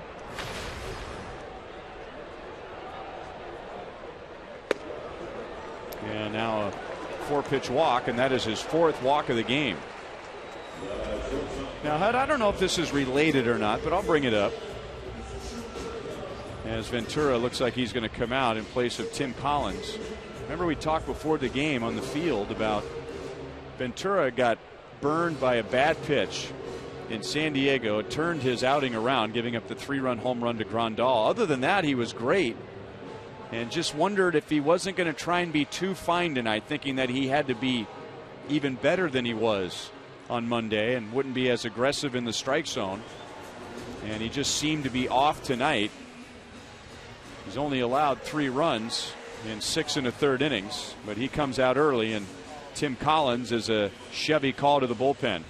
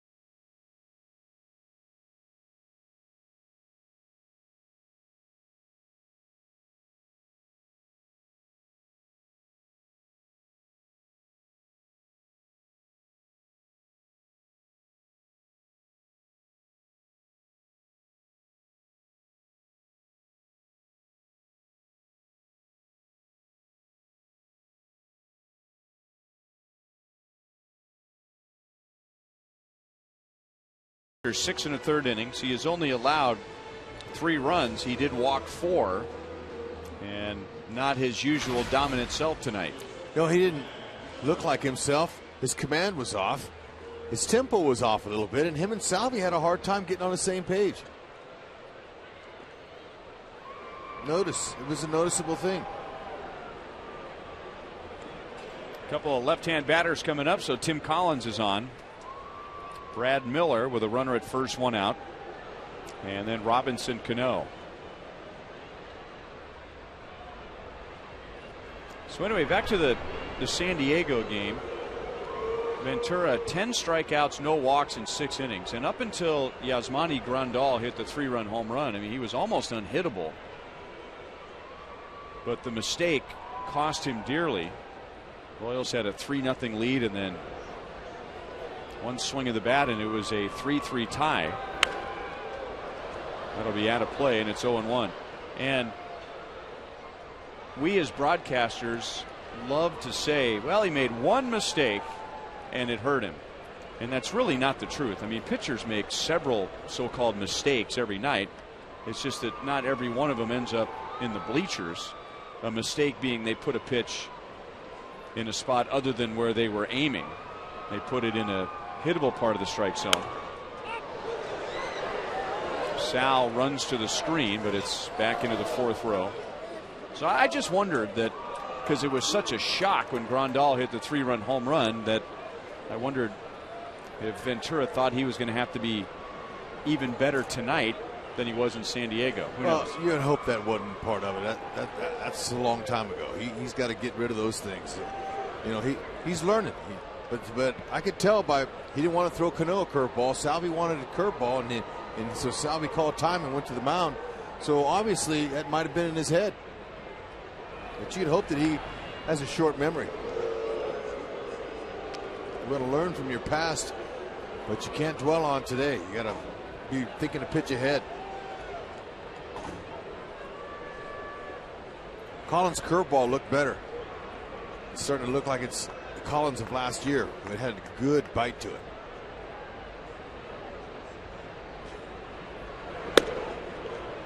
Inside with a changeup, 1-2 on Miller.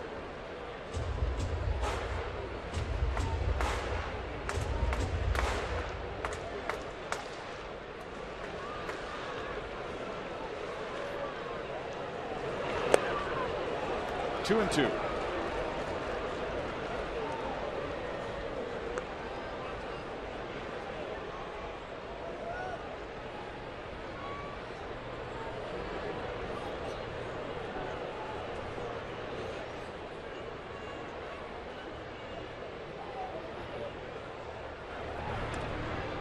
Jones has excellent speed.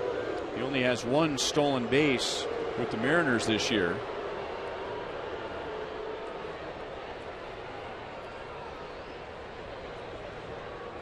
Last year he had 28 in the minor leagues, and he takes off as Miller lifts it to left center field. Kane makes the play, 2 down, and Jones back to first. Okay, it was the home run balls that hurt Ventura here tonight. That was down and in. He barreled it, and this was a changeup. You can see how Ackley was out in front of it. His hips flew open, but he's able to keep his hands back, and because it's elevated, he got backspin on it, and he jumped the short porch. 326 down the right field line here. So it was the long ball, and that's going to be something that they'll have to watch for, because a lot of hitters can turn those fastballs around there in the middle. Foul balls and homers. Cano had a pretty good swing and fouls it away.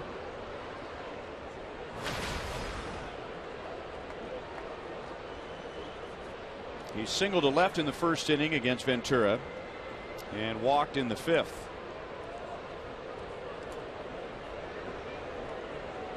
Collins pitched the 9th inning last night in the Royals win. There's a line drive to left. So 2 hits for Cano, both to the opposite field. And the Mariners have 2 on with 2 out.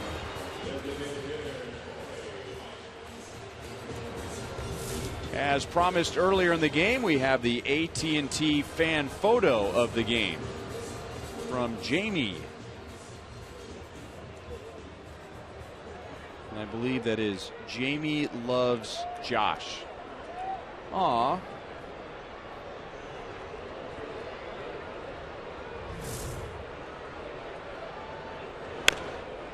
Chop foul by Corey Hart.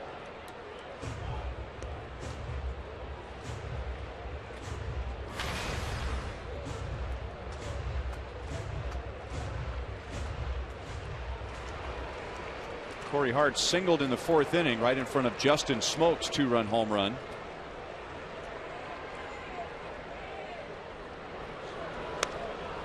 And fouled back, and now down in the count 0-2.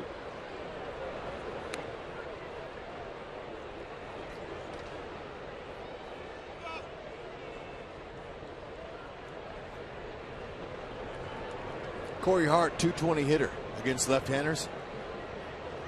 Salvi's trying to encourage Collins to keep the ball down. He's got 1 homer against the lefty this year.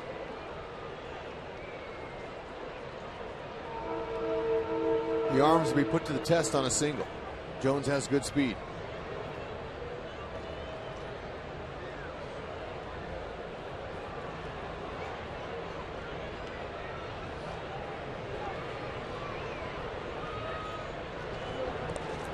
Blocked by Sal, and the runner is going to try and move up. He goes to second, and Cano gets under the tag.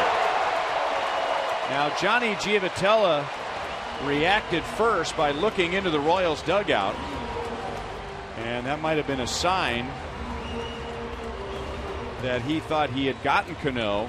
Ned Yost is standing on the top step of the Royals dugout waiting for word, and now he's going to come out and talk to Laz Diaz.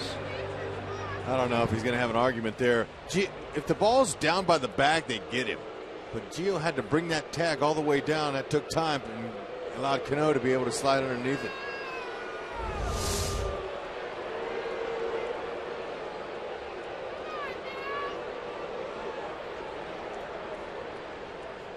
So there is the possibility that he beat the throw, but what did his front leg do after it hit the bag? Did the leg come up? And maybe that's what Giavotella was saying, that he perhaps kept his glove on Cano's leg. That's why you take advantage of the replay. Let them see it. Let them break it down.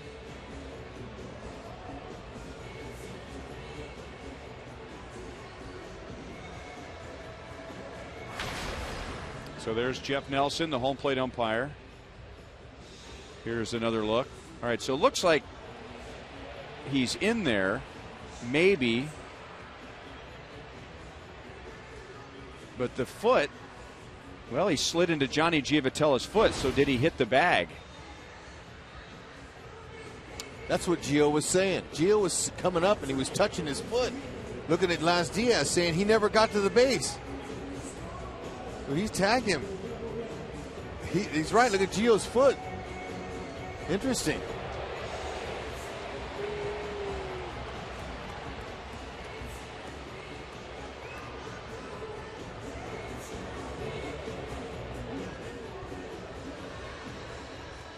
So at the moment, runner safe at second base on a wild pitch. Royals hope that it is a caught stealing. Cano trying to advance on a ball in the dirt. Take him out of the inning. That's a huge out if they can get it. His foot technically never got on the base. Unless there's another replay that we didn't see.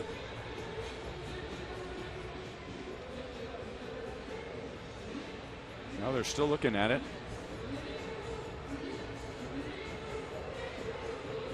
See, well, it goes, yeah, it just goes. He could see how he cleated Giovatella, his left foot, and he never touched the base.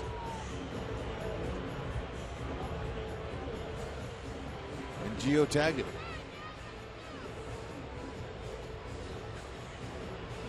They'll have to be really good to get this one.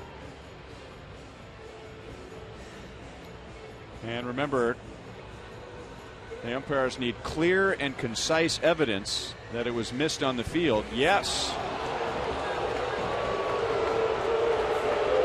So good work by Bill Duplessis down in the Royals video room. So the call is overturned and Cano is out at second base to end the inning. Way to go, Gio! Keep that foot on that base. Way to tip him off.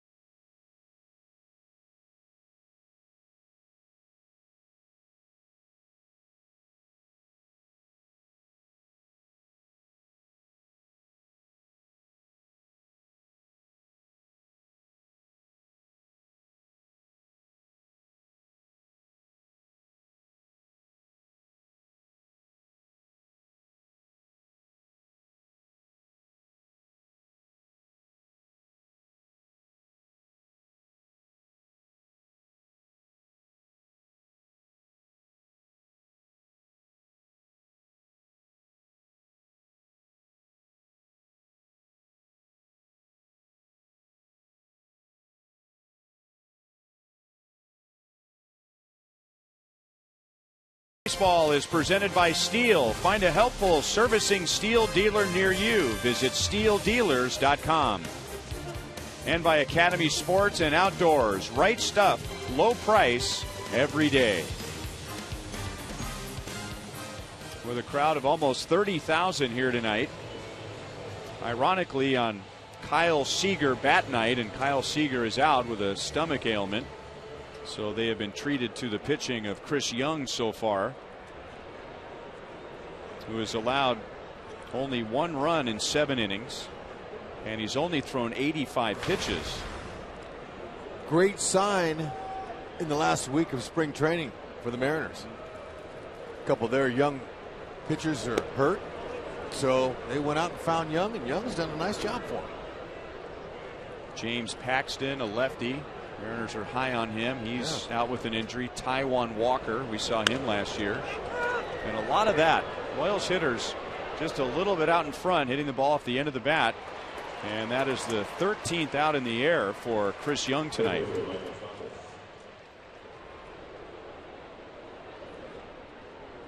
So Kane is 0 for 3. And now Young gets Mike Moustakas. He scored the Royals run back in the third after a 1-out triple. Alcides Escobar got him home with a sac fly.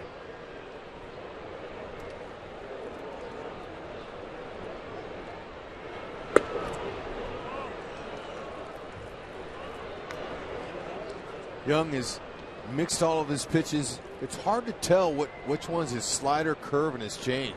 There's not a big difference as far as movement, but it's all change of speeds. And hitters will tell you they don't like a guy that changes speeds off his fastball. Young, he's doing that. Anywhere from 81 to 87, 88. 1-2 on Moustakas. He throws kind of a throwback pitch, which was known as a tweener. Remember that? You got your fastball and you got your changeup, and then the good ones would have a pitch right in between, and the hitter would be out in front. If they were thinking fastball, they would be late if they were thinking changeup, as Moustakas flies to left. So another out in the air for Chris Young. And I think he's one of those guys, Hud, where the old saying about, you have a comfortable 0 for 4, you just miss him. You can't wait to get back to the plate again, and then you just miss him again. No, he downright frustrates you. Third time through 3 hits.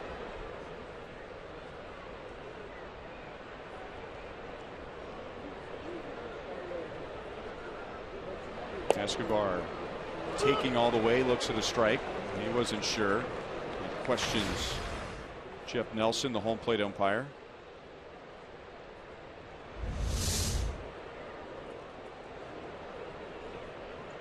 Just caught it, loose at the plate.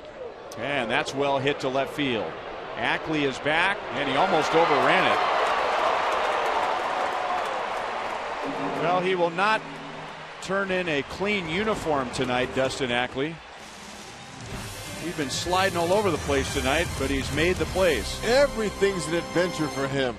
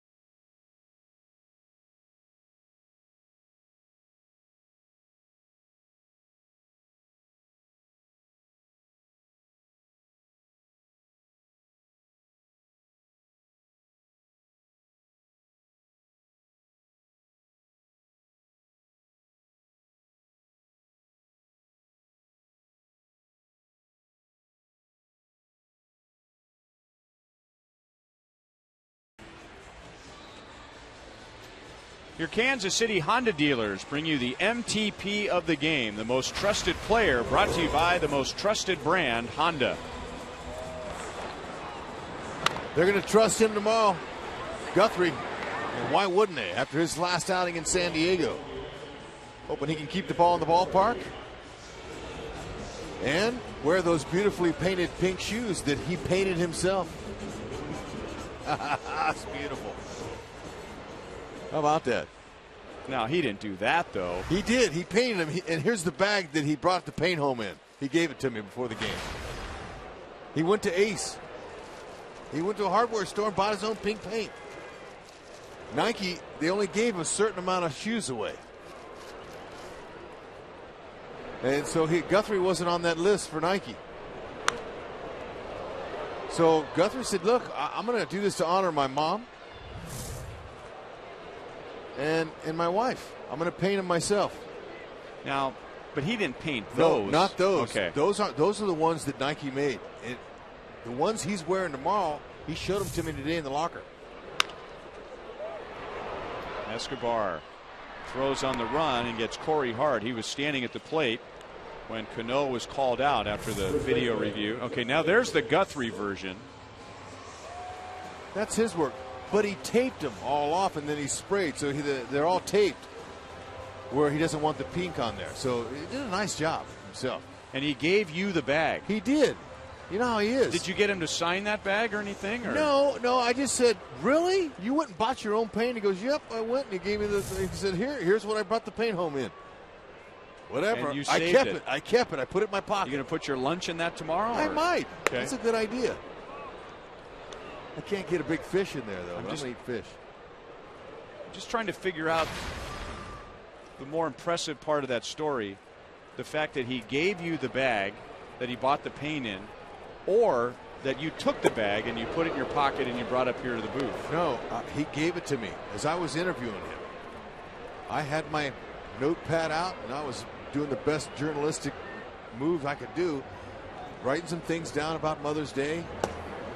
And then I said, really? You went and bought your own paint? And he said, here's the bag. The receipt's not in it.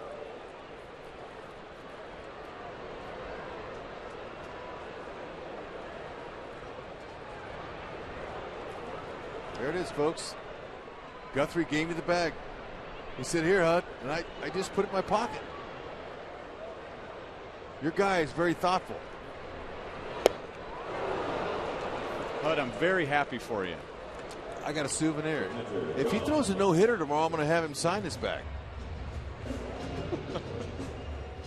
With those pink shoes. Well, we do have the broadcast auction coming up soon. Somebody, would you donate that bag to the broadcast auction? Oh, you better believe it, especially after a no-no. Okay. All right. That'll be a valuable deal. Commodity. John Buck 1 for 3. By the way, Kelvin Herrera's in the game, if you hadn't noticed already, with our captivating discussion about the brown bag.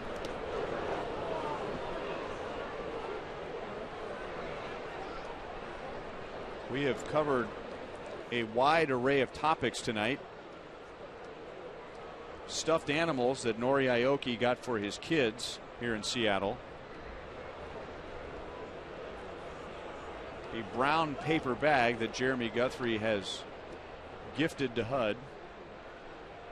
And the game. Looked like a swing, and it was. There's only one thing missing. 3 runs by the Royals. Maybe they'll get him next inning.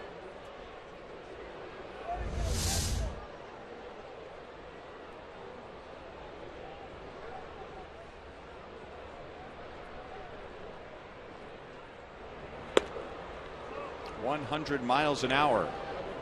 1-2 on Buck. Royals scored first tonight. Alcides Escobar had a sac fly in the 3rd inning, and now the Mariners have answered with 3 runs. Justin Smoke with a 2-run home run, and Dustin Ackley with a solo home run. And Herrera comes out of the pen, faces 3, retires 3 with a couple of strikeouts, and the Royals are down to their last 3 outs. Top of the order, Aoki, Hosmer, and Butler against Fernando Rodney.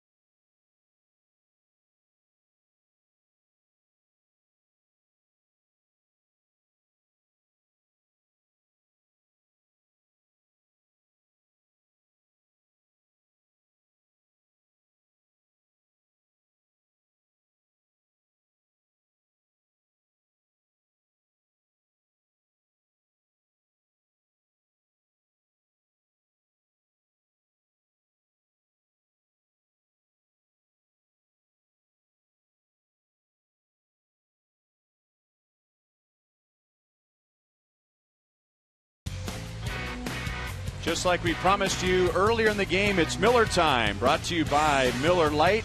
And with the Royals down by 2, their hottest hitter will be coming up in the 9th inning against Fernando Rodney. Nice to see Aoki set the table a little bit for him. Get out there. You never know. Rodney's got a good hard fastball, slider, and a changeup. But they're not out of it yet. Now, Rodney is a bona fide major league closer. He's had some big save seasons, and he's 10 out of 11 this year. However, somewhat surprising moves by Lloyd McClendon. In the game on Thursday, Hisashi Iwakuma had thrown just 93 pitches in 8 scoreless innings. And McClendon went to Rodney, who ended up getting the save, working around a walk. And now tonight, Chris Young, 93 pitches, 1 run, 3 hits. And Lloyd McClendon again brings on Fernando Rodney. Well, this early in the season, he's trusting his closer to get the job done. And obviously, he didn't want to see any of his guys get a complete game. I don't know why. They could have done it. They want to. Pitchers do. Rodney's got a, big fastball, big changeup. In the case of Iwakuma, it was just his second start since coming back from the DL, but I would think the Royals be happy to see Fernando Rodney. They're having a tough time squaring up Chris Young as Aoki shows bunt and takes a strike.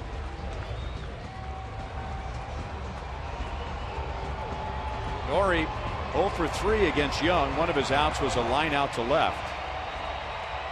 And Nori dropped down the much discussed sacrifice bunt against Fernando Rodney in game 1. Inside. 1 ball, 1 strike. Now Alcides Escobar had walked on 4 straight pitches against Rodney. And then after throwing ball 1 to Aoki dropped the bunt down to get Escobar to second base, which went against the so-called book, playing for the tie on the road rather than the win. Ned Yost making an exception that night, saying that the Royals were doing so little on offense. Just didn't feel good about the team stringing together 3 or 4 hits.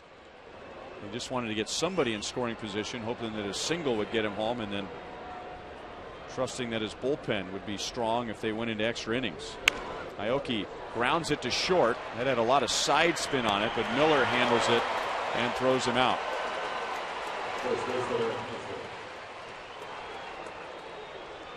Miller has a funky throwing motion, their shortstop.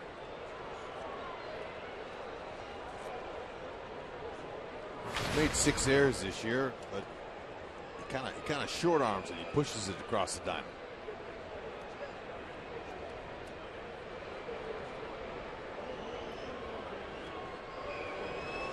Hosmer is 0 for 3 so far tonight.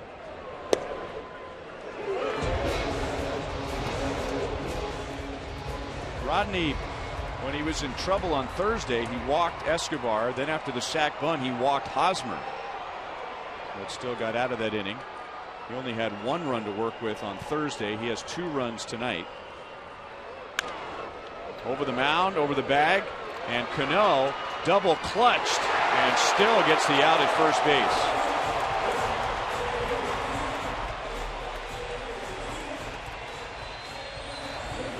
Very nice play, especially when he didn't get the grip the first time around. Hosmer thought he might have had a base hit. Tried to pick up some speed, but he couldn't find the grip on it, and he got him by a step.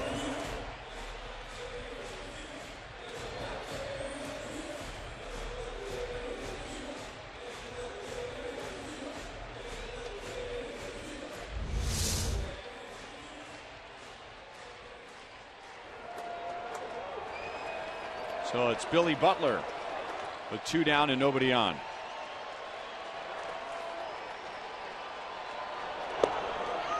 Taking a strike. Fastball at 95 with some movement. Billy on Thursday struck out against Rodney. He is 3 for 11 altogether against Fernando Rodney.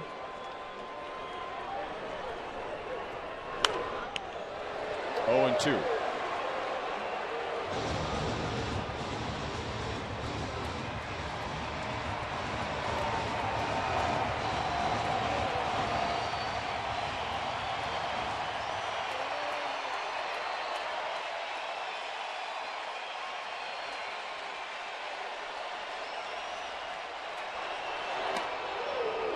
Threw it away. Almost threw it up against the screen.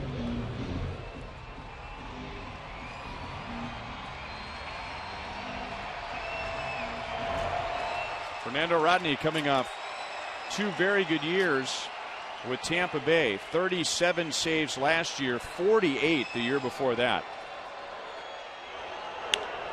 And just past Bloomquist. Ackley plays it off the side wall, and he holds Billy to a long single, and Billy's almost out. Got a little too casual getting back into first base, and the Mariners heads up.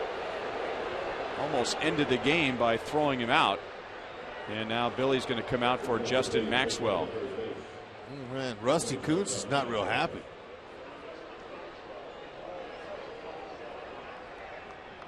I think Rusty said, you know, Billy, we need you to stay on that base and get back on it here. I think he gave it to Billy a little bit. Cano didn't even hesitate. He almost got him. Look at Rusty. That would have been on Rusty. That's why he got upset.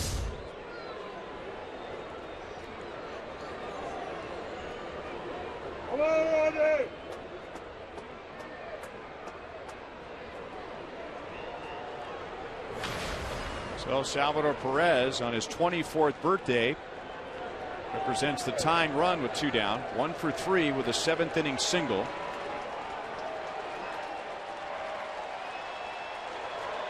And he ended the game with a ground out on Thursday against Fernando Rodney.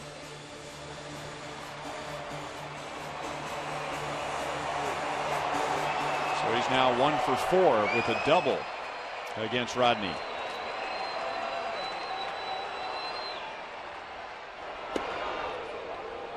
2-0.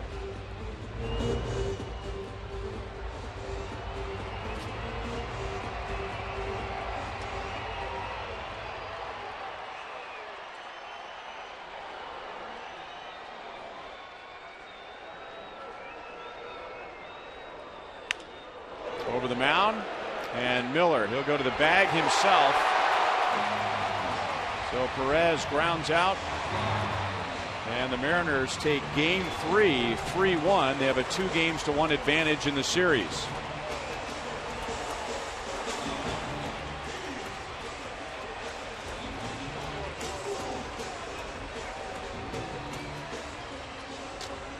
Two home runs tonight. A 2-run home run from Justin Smoke.